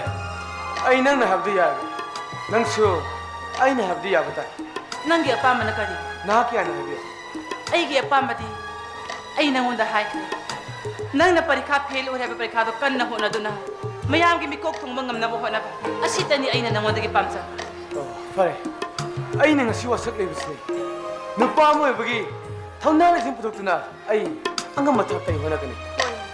isona sambi bo oisani ado nangi di hairo dana Jamuna. Nang su na sa na sai sim khangna. Nupi ne abse. Ka thokni hingu jamuna. ai madubang ngam na bo hona gani ai isa ni isa bu nupi ni haiba si kaudana isa gi jangang ni hingna ba isoidana hona gani Thank you jamuna. Ai mafum ma se thokna soi sakhi. Adubo ngasi ne salo haigana. Ai pangthokda ba ai thau khalle. ningthem nang yara gadi sakro ningthem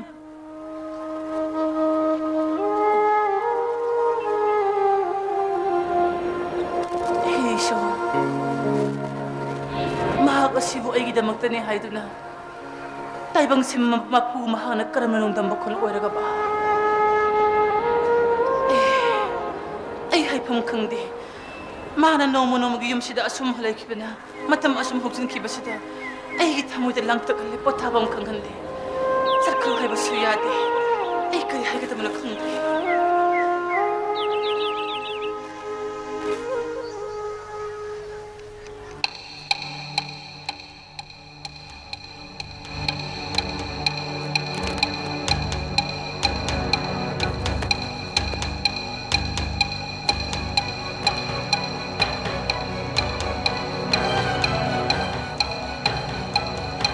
Dam sabi di bo. Ai saude. Si. Sa thau si. Si.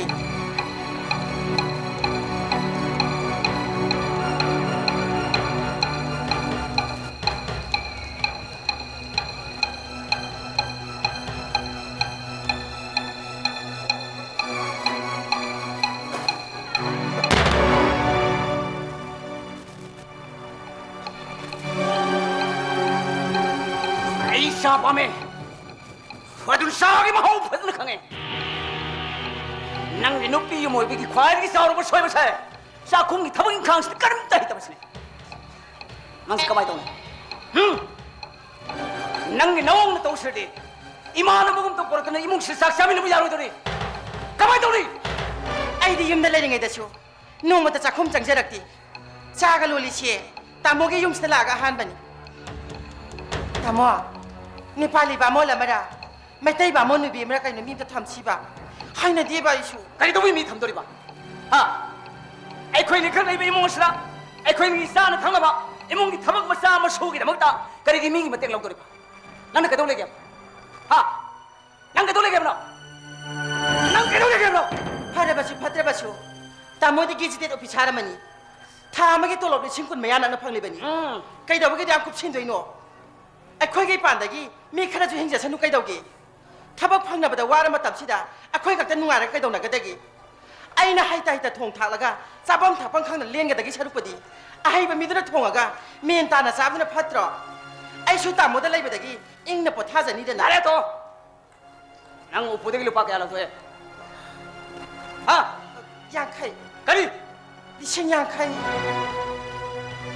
시엔만 놈이 딸이니 수보다 아이고 시액 때 이런 기분을 빨리 신경 해도 가서 가봐 망할 로이밤다 따모기 베샤지고 있는 게 학다가 치진다 야드라 브로 딸리 해도 만약에 양kop 실라디 에이 에코 시엔이 별로 강답을 세 이게 해는 비는데 이몽실 낭보 너무 라이브 미신시가 주자 가리 와리 사람 수강대 나빠하는 게 가림도 여러 것들은 누가 있다더나 자문하는 시즌을 사나리 꼴레 땡신을 그들 어이 실라버니 머리 숲들 이모데 뭐들 가이사 가봐 망할 로이밤다 에이 낭기 망한 놈도 나 때문에 다우 밤이데 된 그러면 맞다 멋이라 낭는 시즌을 봐 소개 한번 세품지 까다이드노 허니 까다이드노 라이 하이바 마람 가리 마람 낭가 이 극레이브 이몽을 시다 아이 강한데는 낭 탐리고 말하면서 까라만 말하면 하버니 소시요라든지 낭나 세문에 섰다오 딸리 해 아도 만약에 얌자자 하질라디 아예 따모다 하키 따모기 오이레바 마탐다 아이가 와바마 얌시 마띵 빵고 하이나 마탐은 따모는 야비 키면 나트로 로이브 나이도 보는 게 엑스펜디처스 아이 까리로 강드래 시엘리는 하이도 오브는 미터기 나 빵이 미니스 하는 얘기인데 나 거기 너무 높아 하려면 시지 칼리 와 칼리스나 까이 노이 밥다대 오 사위니 마코이디 누피 레이바 누파다 사비네 시엘리 하이드나 나 맞들었대 셀 토로 미는 시그널 사이는 감들은 쌍럽비 이제 떼어도 빌레 샤비도 셀케 센케 산디 방에 신이 모여와 마코이가 환나보다니 아이니가 제 치용나 붙어들어 레리지 아이 속이 안 야우도 병아비 먹더나 떼봐 따모기 부샤무 얌도 치네 아이 지kim도 치다들어 신거니 그대로 생돌이 봐난 그대로 생돌이 봐 아고 난 까리 더우더게 난 그대로 생돌이게 난 까리 더우더게 아이네 지금 미는 우십 타워에 되는 행가다 보면 색대나 때까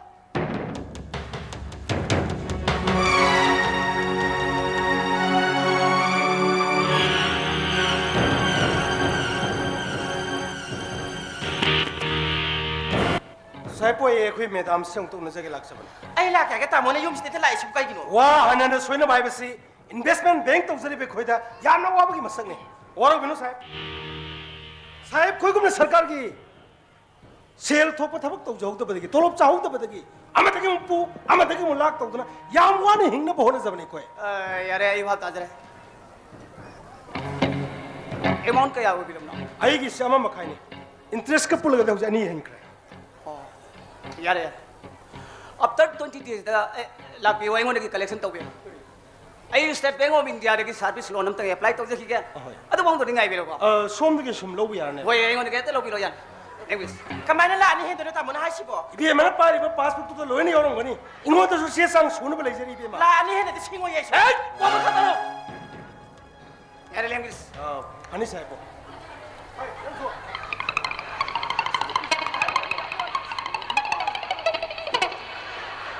good morning sir इसे ये पैसा तो कैसे कोई बीबी कर 아양바 아이나 юм시데 춤 라이라바니나 아이나 라가 첸 컴진 바숭감들이 아이나 촌이다다 해노 하이레드나 array इसे कई कांद केदा आई वो पखंग नि मम्मी द सेंदो याम कारग लवे द यहन बिर मरुमनी सर आई वो पखंग नि मम्मी द सेंदो याम कारग लवे द यहन बिर मरुमनी मरु हुन मंगम न बायद्रा ngang तुसेन तो बिरगा थागी लुपा लिसिंग अनि नि याम वान हुन जेरिमनी अदुग मरुमने न मी सुमते यावरम दवा 아양바 लिसो साबंगा वरमबा सिबु कनाना हुनु बसदनो 아양바시 मी आइदि मरुप तुदे फंगो पैसा तो मोटरसाइकिल हम ले रहा तुमसे कनारो से विवाह नंग तो मुझे कहना नंग तो मुझे कहना मत हो मनुख खंड मी सिंह कयां से तो वाले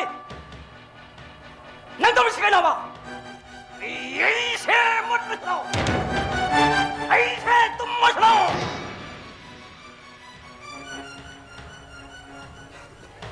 दुआ नंग ने लुपा क्या ना सर लुपा लाग मत आवने चेरा नहीं बुलाने जेनो अरे नंग ने पामजरी बा गाड़ी में साए यांग दो हाय यांग ले रो हाँ आई दुकान अमत की ना यूपीआई की थ्रू दा आई लोन वाइने ले भी रखे को अदुआ और पर सेंफम दुना निमित कुन्नी की मतुंग दलाओ सर हाय रिसीव सर ओए बेरो सर हाय आई वानी रख सुनगांग दे अस चेरा नहीं बुलादी ngasi na hayeng haini hayeng na hangsit haini hangsit na tang manga na tang tara manga kun kumanga kuntra 해 뜸이 내려 nangi chekhoi 뜸이 내려 이봐 sir I बु कदाई दलाक से और गया ऑफिस से लाओ होंगे दा अदो सर ऑफिस बु कदाई दन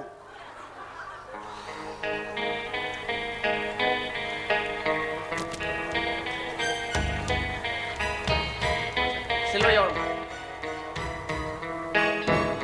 थैंक यू इबाई बुंगो या सर हराव मंद्र मिंगा जी कौखों खंग दबाई वानी दा hayeng ma aina pamjaba motorcycle leira dawa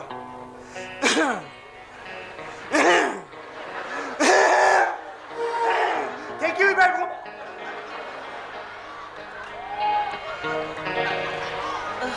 ngauri phai tau bani ta mo ngauri phai to wisri nang ka to wishen maluri ha ngauri phai to wisri nang ka to wishen maluri no kem wali sang ka to ba kem lakhi to wali थादलाओ अरे यूं मी खोल का से लॉय यो लो सुन के ये तो बस सुनने ने इज्जत मांग ले हिंग में शक्ति न देखो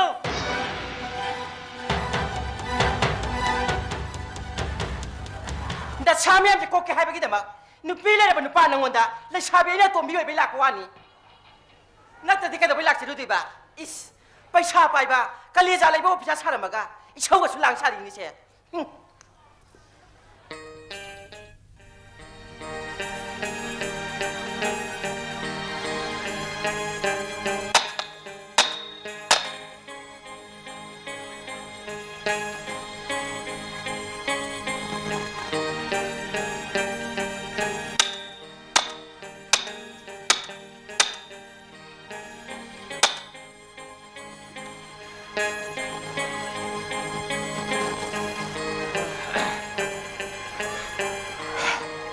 लो इन सिदे अइना साबरा केनो खंदे फा द फजगरे दुकान गस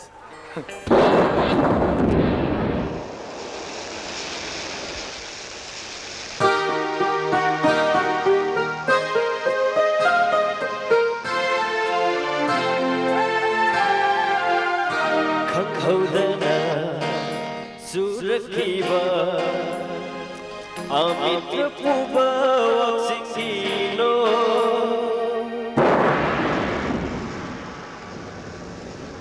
खखौदना सुरखिबा अमित पुबा वक्सिनो नाके हागी कंगला भवे ये निभुनवा सुरंगे खखौदना सुरखिबा Amit पुबा वक्सिनो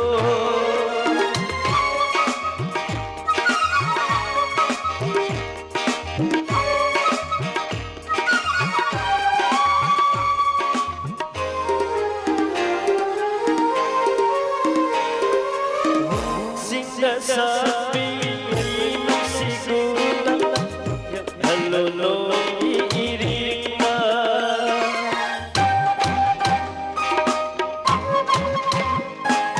wak sigule laira tik tak hello no irina no buwa walakbo nangi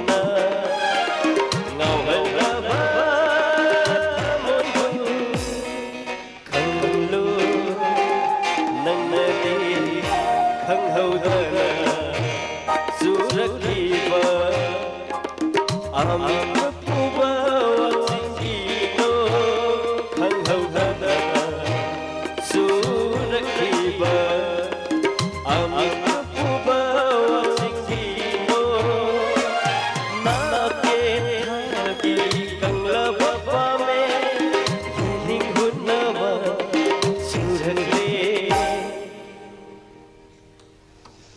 아, 너무 랩 그만 드시자. 이 퍼럭 다이시다. 미카가 누마라 간다. दुकान साबलोरमने नंग हिंदी फंबे याने दुदी नंग सुजुम दे सपा यानी दना अस नंगी चागी महौसे ऐगी पुंसिसिने हिंगली मखैदी सुकाव कावरे सेंबा कईगुमना थोंग थाबा पुहाव हावग्रे नन्ना कुचुब के जदी यावगे हिरम खुदिमक अभ्यास संगे प्रैक्टिस संगे मदुनने अदुदी अने लाइक तम लोरगा ऐ सुका तंबिउको ए नंग हेंग लाइक तम लोरगा असौब मी हाइबदु ओइदरोबने मागी लु खजम बिस्त्रदम इमा माइकोने नंग लेमिननबा नखु इनी मचा न पिरि कमदौरगे अदुबुदी ngasi laani hai howe ngasi laani ya ini masa ngasi laani hai howe 시심지라. 야래 sambil.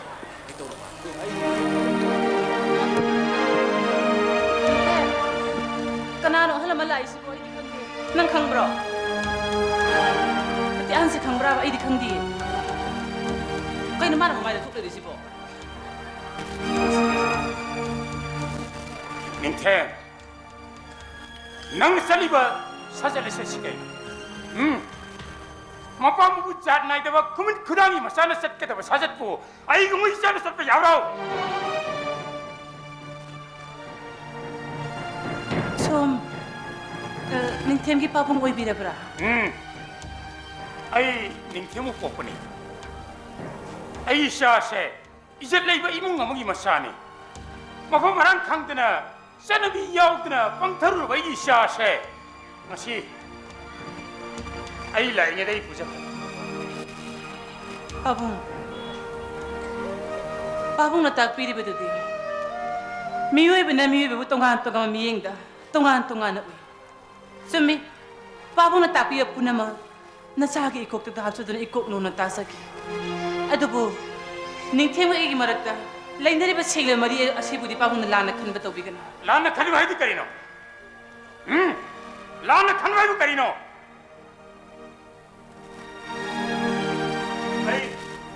आई ngasi wa sap chana ngana pame nei mungsi alaman kana lei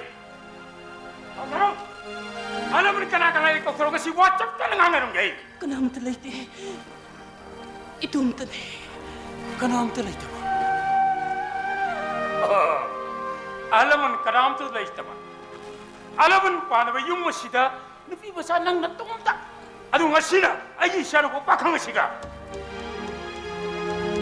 ai noi le kai ni kana lei kau thoro ngasi di birmani di chap chana khangana मागी Ming Jamuna कवे अदुगा issue नुपी अमगी चप चाना मसक खंग मी अनि पाबों नाइबु सिसर कौन तंदो खदाइने अदु करी TV दा रेडियो दा खबर दा मी मामगी पा अदु nga सिनेमा फोम सिदा केदो वी लाइबा कशु लांसदबा मिगी मचाना पिसिबो बदनाम पिगिले पाबों सिबो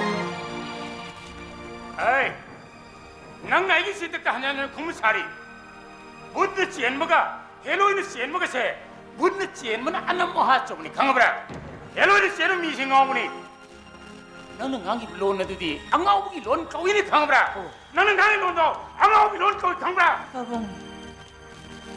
babung na ikhodi yengbire miyeng ado kharadi hantokpiyo babung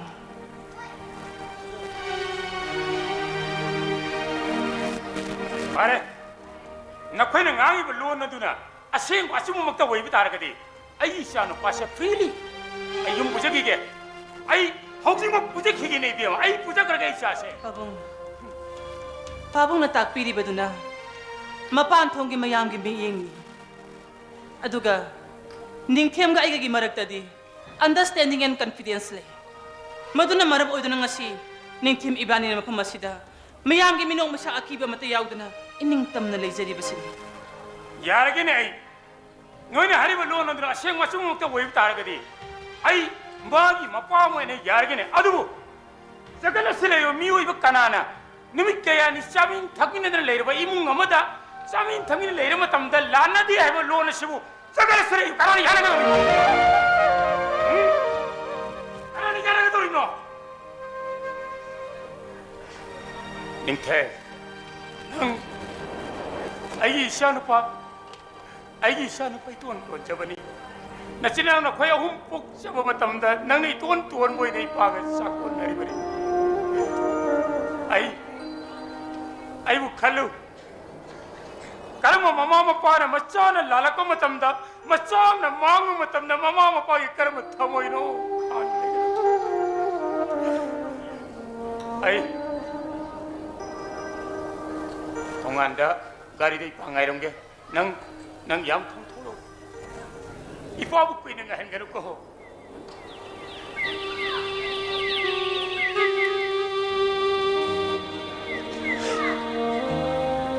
Hindi.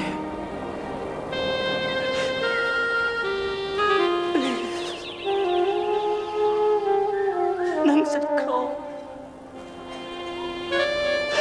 Nang sad ko ning nang sad ko. Una magasi. Ay kaya ito na kangre. Abong na. Wangam na lan kibiyaw gusto. Ay bidikal nga piyo ko. Hindi. Ay kaya sa kangre. Ay nanangudahay ka dabahay ba po? Miyoy ba iko'y nahingli ba siya? Hiram amakag ni. Maang natado na labing hiram adubo nang namay pak na bako na ba? Mitoy mihen bako na ba? Masikag tani. Nang nagkarig mamatamda, ay buning singla patara ka di. Nga siya ay nanangudahay di babahay ase. Nang kaog na po oyo. Nang sa loob. Nang sa kronik te. Nang sa ka. Ay wabakatawa kami.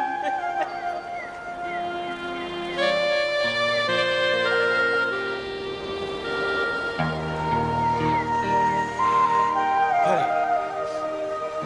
Ay chakage. Adubo. Ay punsi na yung makay di. Nahang napamsaba sa umiyab do. Ay oy na ba? Soy din ako na gani. Ay soy din. Huzukti. Dukan sa sabalo eh.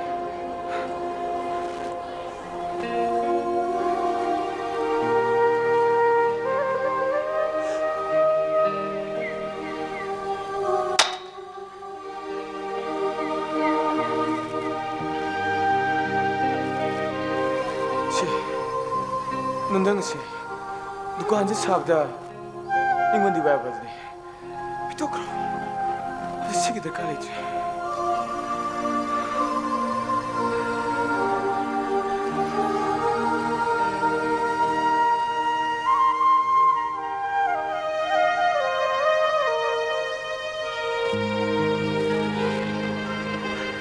Adubo, ay maramuto di nang pinjin mo soy din lakani.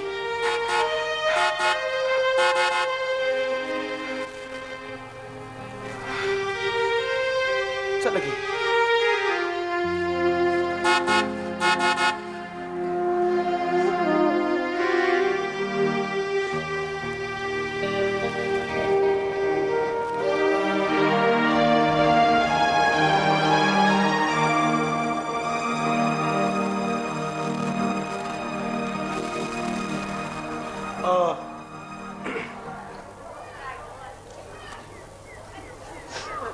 Kari, Ay kari ko mamta hangjage.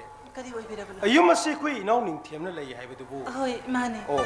Ado, mahadi yumda satkre. Eh. She.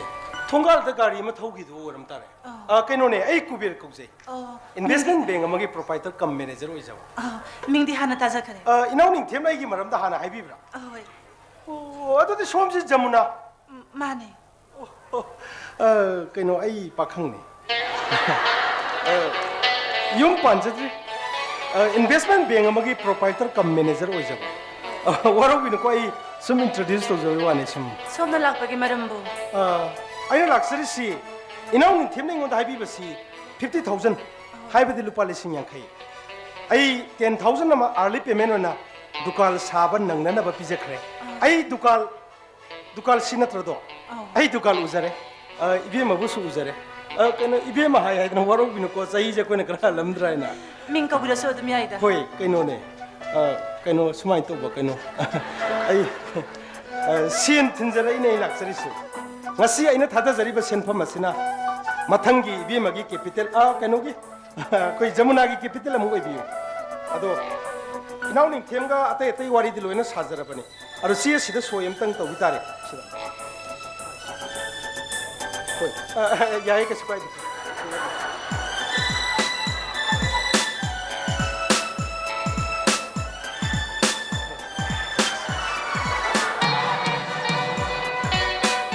सेल्सी अना हाना थीजराबनी अदुगा सिगी cell सिंसे मसिंग Chumra नंतंग लिसिंग चपी ngata ओइना हेता अदो होय अदो yum सिदि हजि कना कना कमाई लेबिरी आई तोमतनी कइनो हाइबिरिसि अइखोइ निंग दिमजिना मादि नोमा थौदो अमरा थेंनाबा पुनसिगी खोंबुरै मरुप अमनी अदुदी सोम yum पांबिद्री मदुगी मतम लोइखरे कनो मतम लोइग्रेदी अखोई मरुप हाइगद्रा कनो मरुप तू लैगिद्रबै वारा कमाइ तौ वा लोइने खिबने वा लोइने खिबैदी खाइनबा डाइवोर्स नुपादु सोनु सुरुमने सैतोय असुक चुंग फिरान चाबी इंग तपी नुपीजिबु खाइननी ने खाइनरिबु नुपादुबु वरौ बिनु आइदि पुनिंग लाइबो वासे दोंग दोंग सम हाइदोक जबुइ वानिको पुनसि सिदा जमुना देवी गुमा मगा थेंग जराबा सिरबाउ थादोक जरोये कोइदि साइतोय ए पैसा से एमुंद मन थमजरा फनी अदो कनो सामे पिथक पिद्रबसु इबे मे कुना पिथकपा इसिंग गिलास अंत थक्सगेबा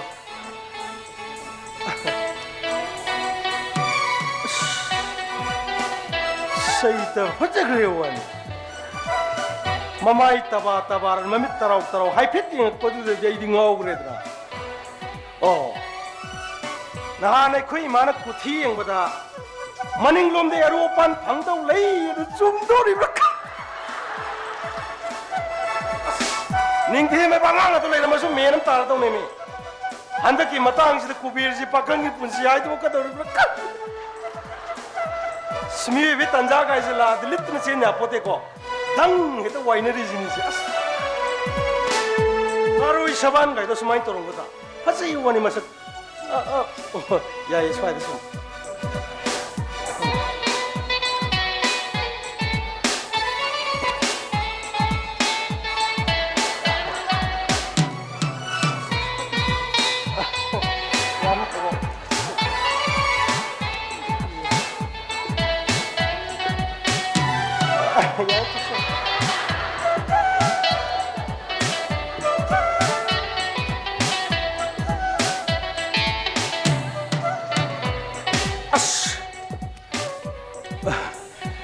इबे में सिंगदि त सिंग थुम्बमु याविने तमो इसिंगी महाउदी सब माना बनिदा दum खंगदे हाइ कु जारा थक सब माना अदो निंथेना हाबिना मगी मतुंग इना हाइबिउ ngasi tamona pibire ma sempham ase ai hayeng dagi di sendoi ga serka punna singa pangam na bahona zaraga याय द कछु काइदि दुकान सो hayeng dagi di phamba dum haurani ओ हाइयंग दे हांगा दबा oh ai tumta leibasida sum mating pangna ba haiduna inegi macha amsula ani कइनो नुपा नुपी nupi ni ओ याय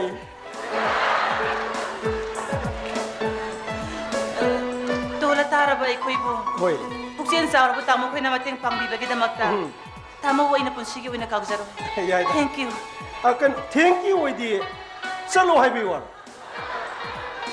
Thongge harbasu kambiyo ai imuna thabak khara loisingga do bolai Phagi तौगुनिदा आई कइनोने बेंग असि तसिंगनमक government बेंग अमगुम चाउद्रबसु आइगी सि private बेंग अमनि आइगी खादा collector cell खोमननबा अंगांग कयामरुम अदगी inspector कयाम लई अदो सेल खोमबसि कलेक्टर अंगांग सिंग थाजबनि specially इबी मगी सिदि आई नुमिदांग warm खुदिंगी I vena sum चथोक Jarange ngasigiди ay amu yobjarage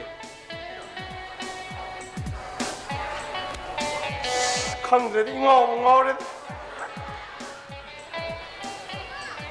Angakpani ko. Nupa bagi pagsense.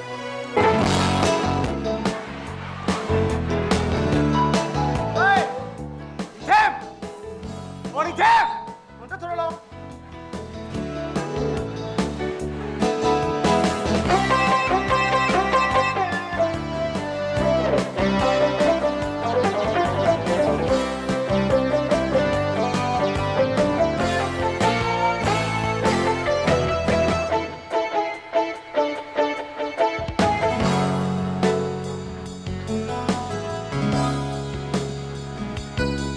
Morning, Tim!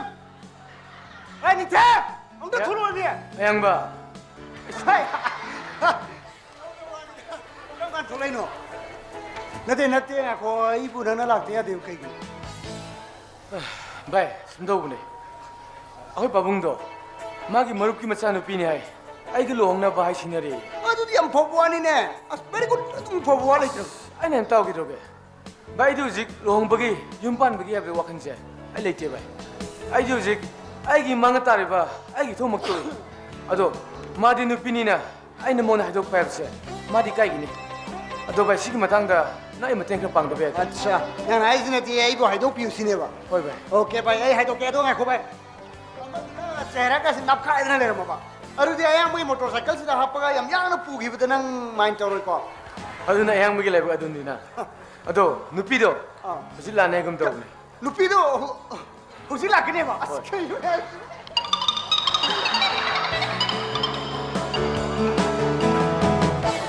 Jibo ai ngona marup ne to thai lakne ba. Ai ya hana le mi si. Oh, sumdi dana. Ai da ada hang juro bani. Aduda imam lista taluk pujda sum sanga ba. Hoi chumi. Ai mo bisi khno. Ayang ba BSc lorne. Angkada honors ne. Yumda satra satri dama ama tuition toklai. Adu sarkar ki कर्मचारी तोलब साब ama degi dia ina sen thok puse. Kathi ne nga jan. Angkani ko. Kutong ta.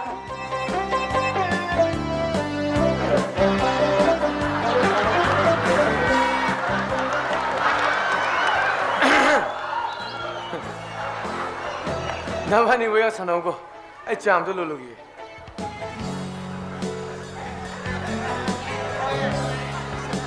Ay, jadi masaksian. Masaksian. Eh, sado matam kiteng sangan siko. Angka do, Kang Edra.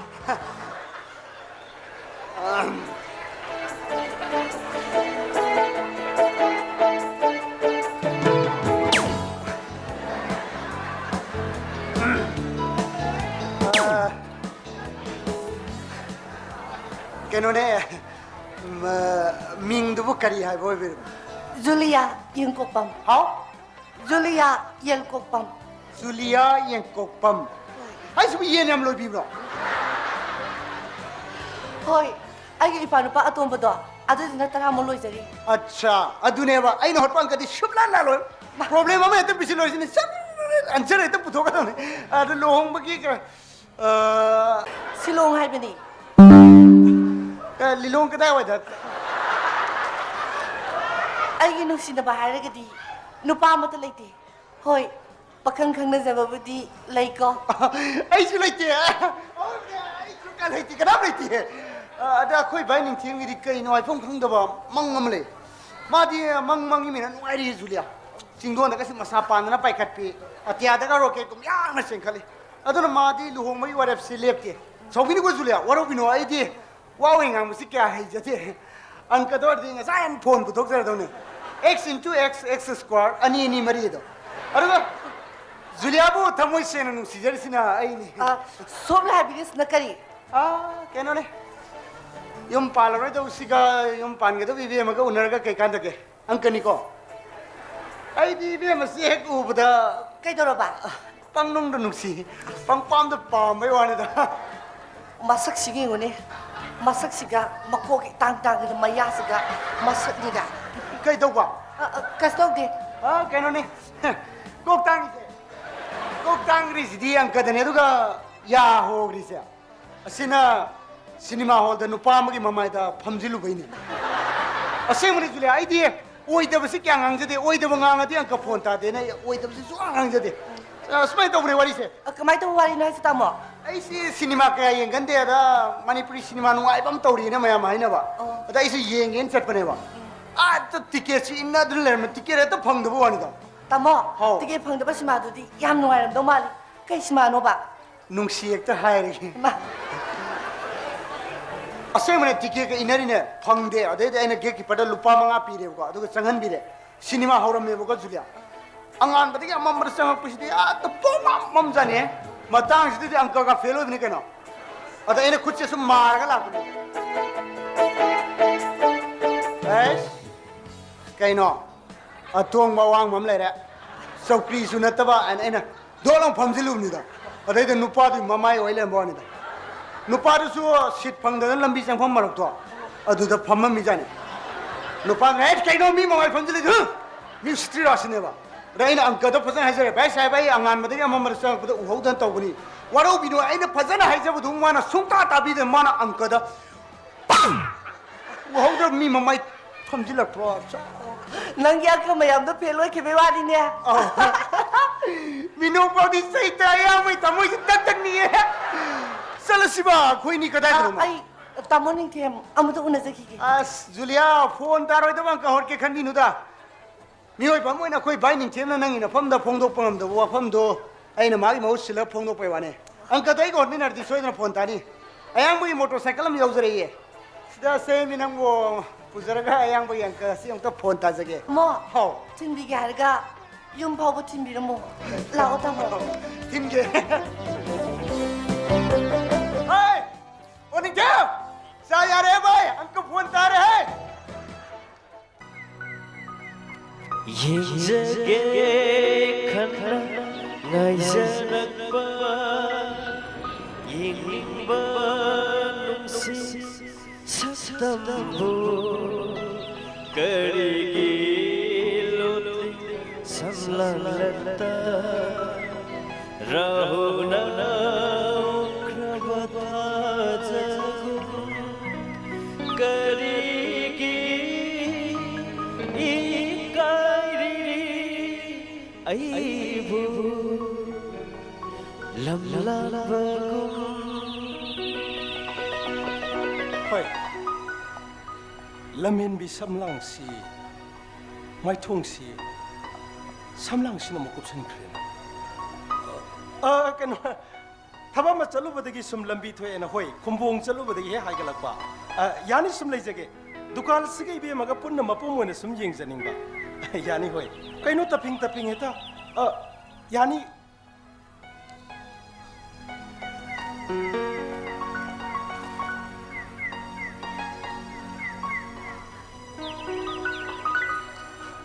hek lak paga paisa pisan bresibo aina sengjari ba thamoi siga tan ma maliko ta sengna तामो की थबक सिन बदुदा नसन नमत मंगन जनिंग दबा kaino ko am ta sagi तामो I क्वासे थमजदरे kaino haibirisibo kwagi mahawdi swaida danatana mi ayolodabo tasengna isi kwa saram dabo misak amani adu bungasidi kwa da laisubo misak ama haido ai oirabani ai khoi ma da su kwa yam sagali nang si aina khoi mai mamung ni kani yumdu pusalaba ai khoi mana rau jagadaba da ai gi si pukning da laibo wa dong dong sum haidok sabai wani warobini ko aina tawdisi hawdok pasu hawdok paidi phong paidi pakang masa ingkalak pa singsi oradi Jamuna nang si aina thamoi sengna nungsi jai kagai dan phong ka dawdo yak angoi gum ikai gum ain tawrisi kari haido no khangri तामो इसी लिपाले नरी मरी असिदी hoi Sen सांदोकपा अमदी सेंदरगा सेलका पुन्ना सिंगटपा अनिसिगी मरी खक kanone wakhal du lale ai sel khom su toke nang na boi gi damak punsigi lepi gani harbadi ai ta sing sel khom jab su ya Jamuna actually Jamuna I love you hoi kanano no pa ma sama निंगतेम लाओ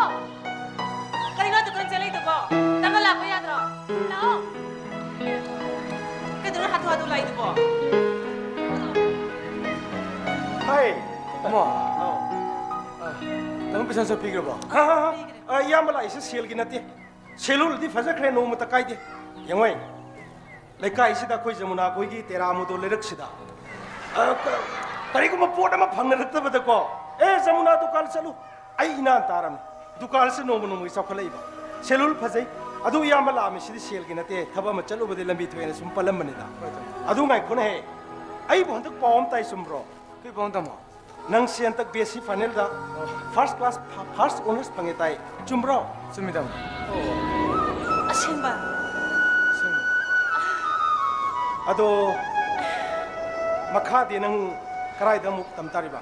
Tamo makha si de le chalaga Jenny de masdin try tawage. God bless you my boy. Thank you tamo. Ishona sambi boy sino. Ado nang satringe marak sida yamba. Miyoy besida give and take ha. Ai nong de mating macha am de lo yai na ko. Yai tamo. Tamo jo sem akhoi de sem matem pang iste. Ado de ai nang satringe nini humni gi mamang da. Yum do na sathorage. Yai tamo. Ngasi di yamana hale yama halamage. Yai tamo. Hey, kwa gi pisa ga dam de. Kano asui ho super tare sida ge ta kwa gi de lo biro. Tamo ko adi sa da male. Kano sum nungti gi sum cha sa wai bap torin. Adu di hapsan jarage.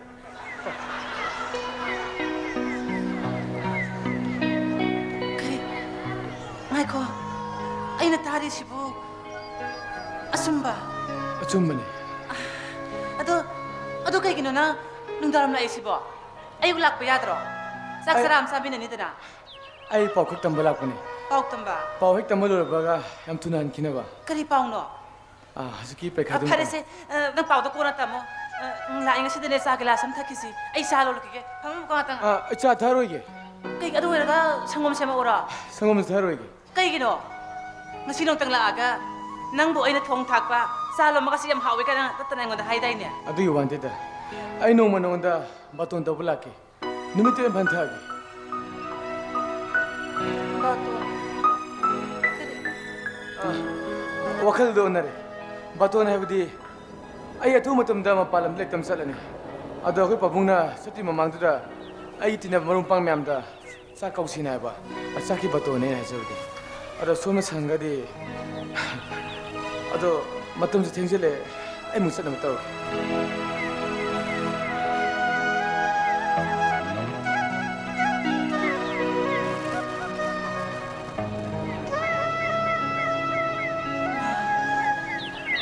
Ma ay nahay bigi matong ina. Mikop tong mangam na bakan na ho na di.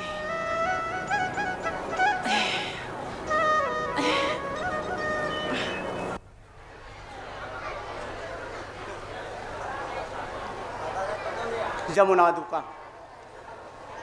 दुकान फमी है भी समझाओ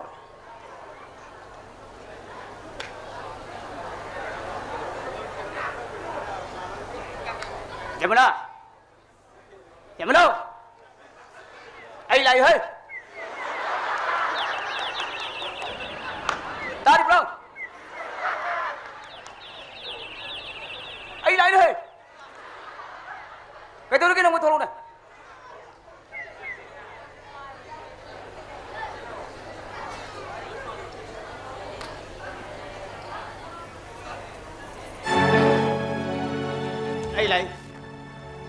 ai nga sini yum halar roido nang na to som ne da ada edena marup togi sendoi sabi pension book pandhal ne passbook pandhal ne thong marum thong da karbar da areng ko thab no pi ngong na sati sa la pi da i loire pumang mange se lang dukan ga se thono jalo emong ne te wadi saus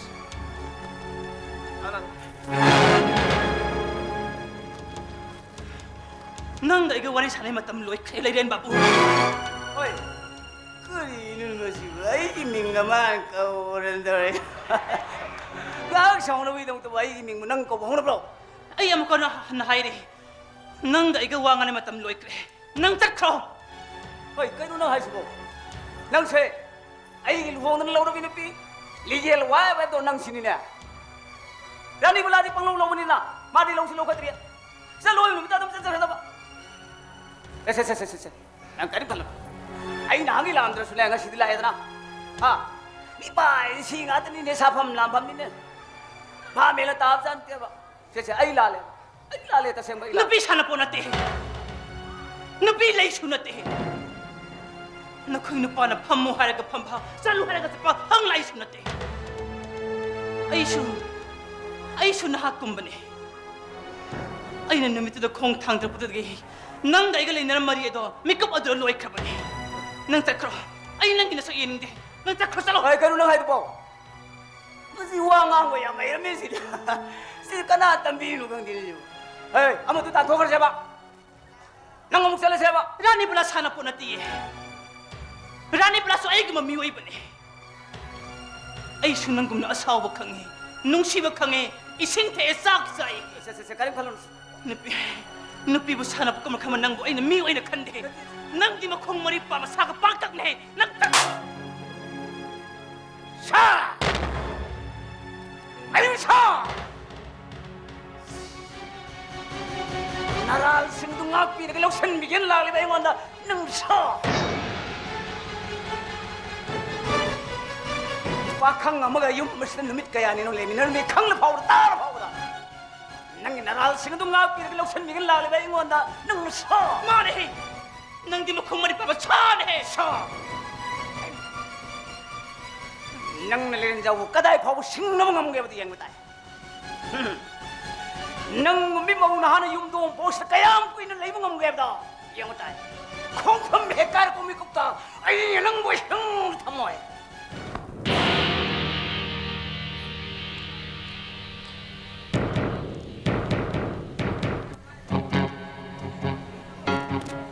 Nupi bu sana po kum na kan ba.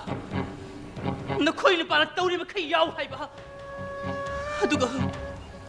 Samjara bi ay koy bu da. Mikop ama pawa potabam kaman da ba. Yengo. Nang namit pena yengo.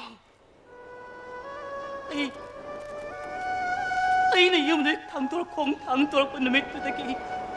Lep ki ba ay gi perehep. Ngasi pawa ay di hong te. Ay, nang na ingon na kaliba do. Ay na kung pamamatang swege ay na het kalap pa mikup adu da. Ay isya ay kamasiba nga mihay ba si matang di. Nang kang damala. Nupi ay bihay bi sa otok na sa doon kaya.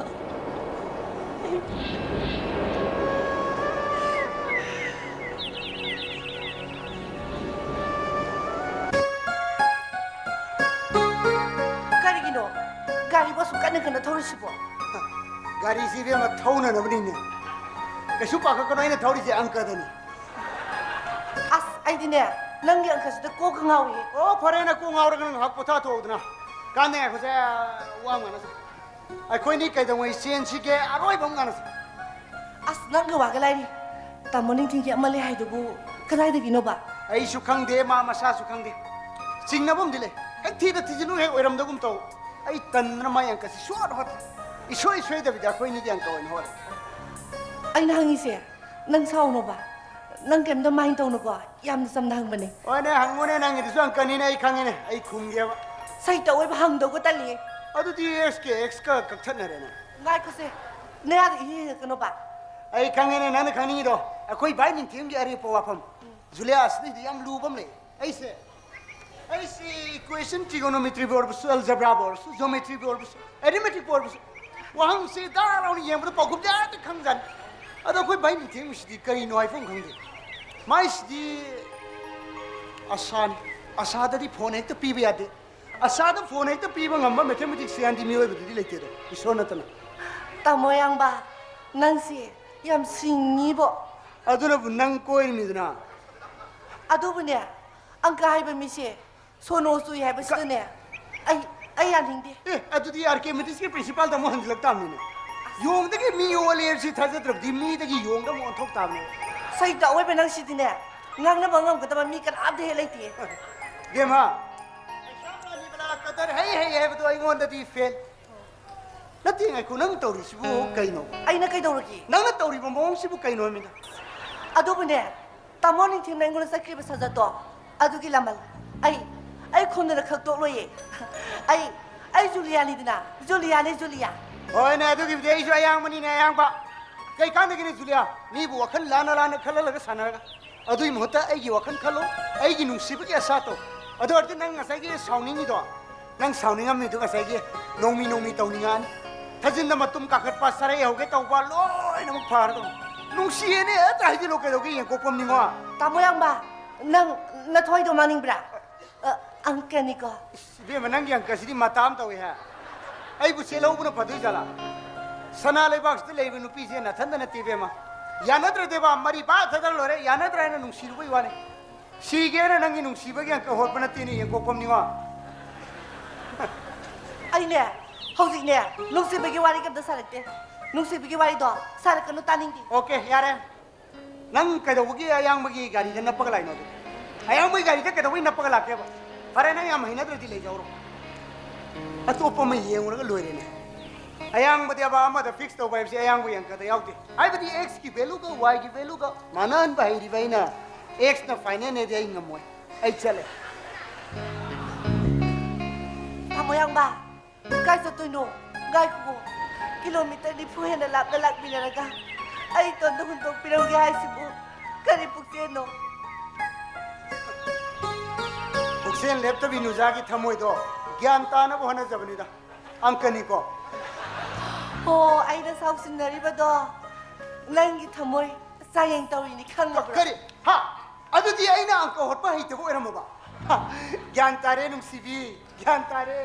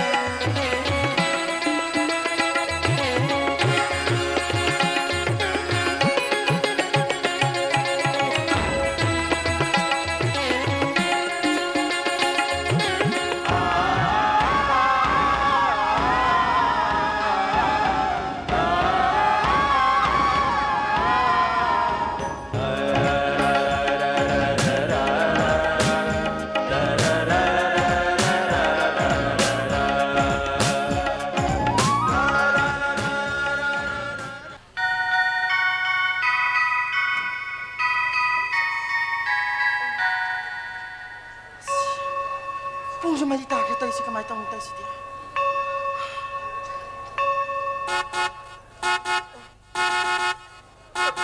gire sa hangi bane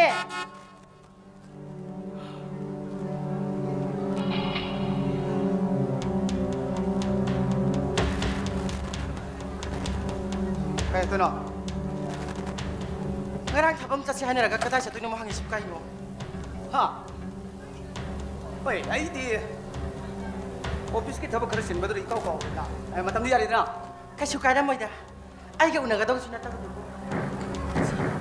kai dau lagi namai na mi ki mamak chali si bo ai mai ta thuna bi sim da lok ai yare don sub sa khara loya ka dau ne ga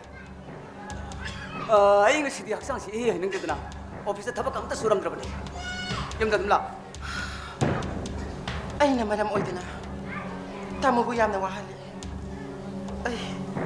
ai तामोगी छेला मत मंगा जरा ai wafam du da du hang na lu na khalu de nang gi sanai na ro pun sida mi gi maran tolam gi awa ba du kok tu na nang nu shanti le ni hing ba se ma si u ba dai yam ngai ta chena man hak si ai gi di chor gi masak kana go man de ai bo hing cha bo na ma me to oi shaitan ngam na khale ai yum ta kai ta ko ma to da ma kho gi ma tho moi pel तामो मियोई बाई खोइ संगक पनि पाप अमा छुं पुइना अफबा बजु फत्तबा आई खोइ बु खमि बसिंतना म अखोइ ममा लेपे तामो बु खंजबा एंगोंदा आई गे लोइना रबुगी दमा आई गे जट कनना बो होनाबदा तामो गे लेजरा मलन थुम पुना म पुथो को पामु बलै तरबा तामो बु आई न करम न काउथु पंगम गनी पुक्सेल चाव बा हाइबसे मियोई बगे गुल्लामानी तामो बु छोर मने खन बनतना आई अतई अतुपु वाखन त खन जमुना नदी आई बुई पापी ने है मूर्ख ने है अदु आई बु शानी सो है इसी न मथाई नुंगा जदना साक्षे दना पंहाई हाई बो ओरिगनी आई इसी की मनाक त चतुना हाना गुमना युम मस्त लेमिना से हारुगनी तामो न छुइचे बु लक्षण बियो आई तामो मदि इसी की मखा थाबो ओइना दुमक लैसे मा बु लक्षण मन नतर लक्षण दबाई की फेरेब लेब खिरो तामो एलेन कनानो लेलेन जौन कदाई फौ ngam ge habda ma ge फम परा सब चान तंबी खिगने तामो मखोन थोंग लातना लाले है जंगने कान द बनापल द मान सागत चरी भाषा फुम्मा इन छोटे तो मा तामो इसी बदु यान लाना खनबी बदि चुमते फुमना मा आई गी रान हाक्तने इसी की मफम द चतुना मखों को दना हाजरुगनी हाना गुमना युम मस्त लेमिना से हाजरुगनी नंग करी दम तो मागे फम द हाजरुगने अरे तो मागे फम द तेल फारगने मादी मखोन थोंग लातना ई खोंग से तोन गदबने मतमद्र मा लौसिन म नत्र लौसिन दबाई की फिरे पगने युम दोम पोदरा मा गुमि मौना हान मत केउ कर लेब ngodri तुगै तै मा म पाउ नै की सासे खांफम खंगते कनानो पाखंग ngमसु युम मद्र निमित कया न lamin mi hai adu nang sel leina म कुबेर हाबदो युम मसर लांगमदो नुमिदां वाइरम खुदिंगी मा बु न बे हे हे लाई hai तामो खुबेदी थैदोंना दरम काबे मिदि नथि तौबतबु मछंग म तौ फज मिदि तुम पामजबनि ताम मा वैन परा सब चाना तंबिगने वाथो अमत थोक्तनबा इसेबु युम मसिदा थंबिबना तामो गी मिंग चता फबो ओइरा कनि ताम जमुना की मसाद लेरिब नापल नंग खखंगय वाफम मसिदा नापल लदुगी पांगल कनाना हादिब नु सही सब चान खंगे तामो तामो न वाफम मसिदा सिरियस ओइना लौबिदना टेंशन छागतपदि हाक पामजदे पुमनमक तामो गी मगुल आई सब चाना खंगी इसी न सुहाना ले मिनरल अलबनिना तामो की मक खंगमगदी आई इसी अमरे तामो की मखा थाबना तुमक लैसे के forget जमुना मागी वखल कौथो करस मागी मफमदा लेरिन कनानो हाइब सिंदी परा चप चाना तंबिदन खतो तामो हौसिति खंगन बगी मतम हो करे असोइबा अरान बचिंग दो हंदोनरका पुन्ने हिमिना बगी मतम ने तामो की वखल जो बगदि हतो पियु कई दो बगी तामो ओके आई नंगी वात आगे अब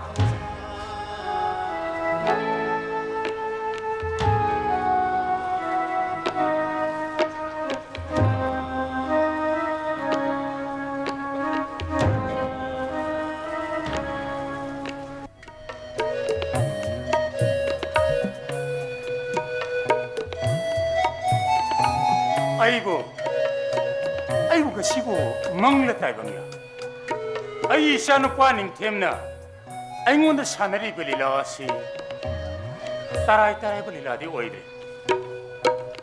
마나 비에데 파스 클래스 파스 오너스 방학 빠시다 마야무 싱가 마부 마팔람다 나리도 타긴 해나 신내락 빠시다 아이고는 파울이 울렀으니까 아이네디 누피 마사도 티니 세이로바 아이샤님 템나 누피 마사도 ngasi기 사마다시다 와나 강제버도 마는 와나 강제버도 아이샤는 이따뜻한 예고 자체리 마타무시다 아이고는 파울이 올르시다 아양바 바보 라라 장고라자 아코 바이닝 템로 싱을 보고 사이나 내 마디로 셀러거니 नखोई मयाम लाप गायरिमी लाउ चुमुला फंग ꯁꯤ लाउ एयरपोर्ट फाꯎꯕ मा ꯊꯤꯟꯗꯣꯛꯄ ꯌꯥꯎꯒꯦꯅ ओ नंजू एयरपोर्ट फाउ थिनो को यागु दरिबा होय बाबू लाउने लाउने संगौ लाउ फंग लाउने फंग फंग चंग ai ai हे इपाबु नंगोंद वाम ता हंगेने आई इसा निंथेमना नंगोंद जुलिया जिबु थांगाई सेना सिनेरब्रने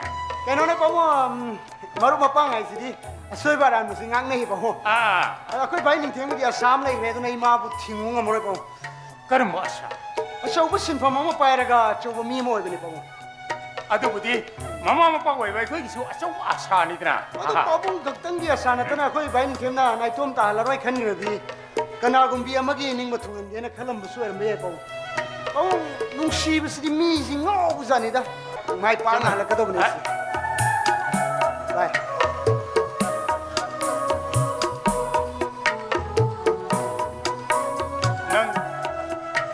लाइन नो भरम अब्रा नमागी पतोन सिमन भरमे तो यो नंगी पुंसीदा अनिंगो अपाम खुदिंग मक्ता इपाना खक अयेक पापम पिरेरो नंगी पुंसीदा ने नंग निंगजब खुदिंग मक थुंगबो यो कोई पागी मो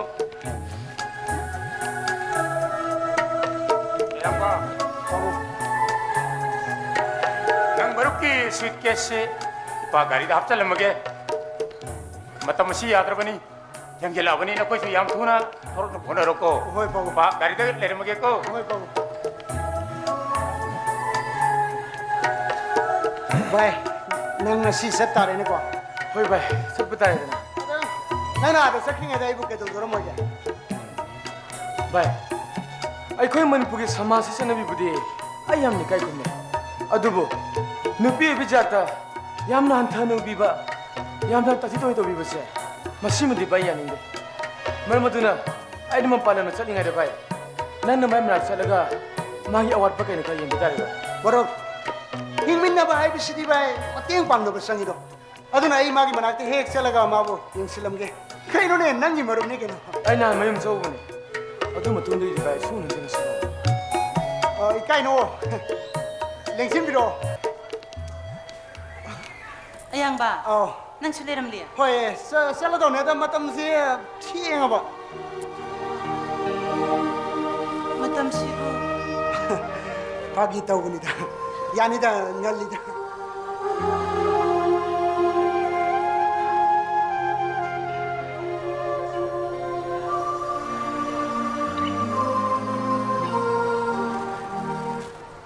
Nintin.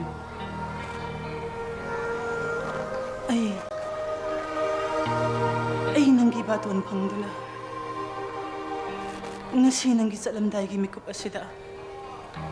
Ay nang buo na balagli.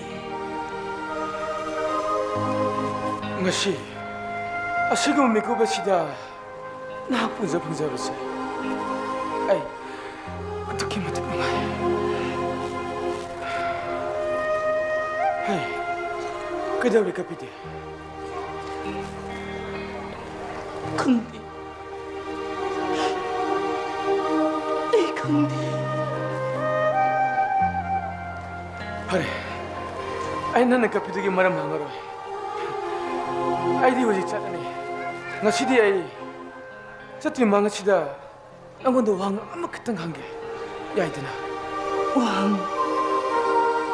Kaliwang. nang 같은 놈이 되게 ngasi 파오바 ayuk nungtin 놈이당 마탄 puno magta nangi wakanda kanda leriba nangdo udun leriba sibo masibura nungsi 바이오세 Kundi. Ay kundi.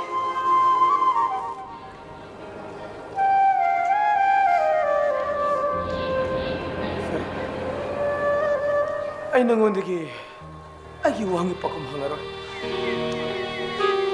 아기 와버디 아기 더 얼씨 아도 나하나 밤 저버저 우미앱도 아이 오이방음들게디 아기 넌 나망을 슬라나 Nintin. Nang na. Milibak tagi halag pamatamda. Asawa mi ama oy na halag to na. ꯑꯩꯒꯤ ꯃꯥꯡꯗ ꯂꯦꯞꯂꯕ ꯃꯇꯝ ꯑꯗꯨꯗ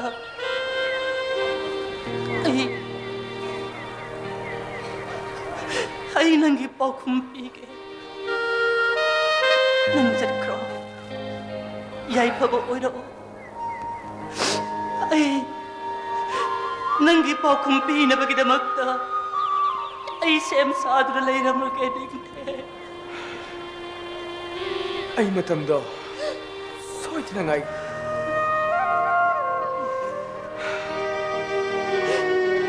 ꯑꯩ ꯉꯥꯏꯔꯝꯒꯦ ꯅꯪ ꯆꯠꯂꯣ ꯆꯠꯂꯣ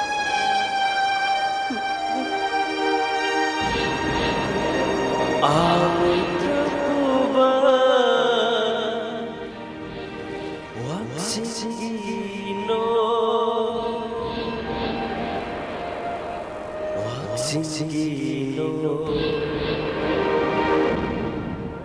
Ngasigidamagtadi matang aswayda miyamdagi kainanaba yamdagi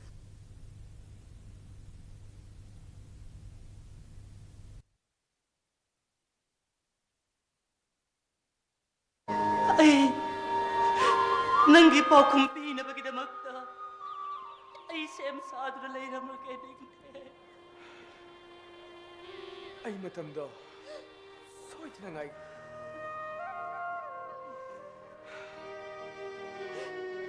ꯑꯩ ꯉꯥꯏꯔꯝꯒꯦ ꯅꯪ ꯆꯠꯂꯣ ꯆꯠꯂꯣ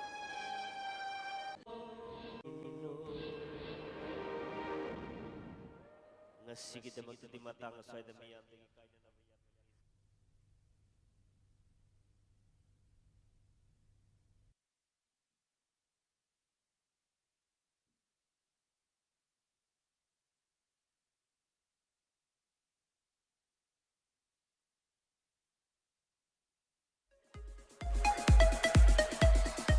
Hangdokchari Alpanas Salon The Makeup Studio Wabagay Lamkai Bazaar near Sun Hospital Hariba Alpanas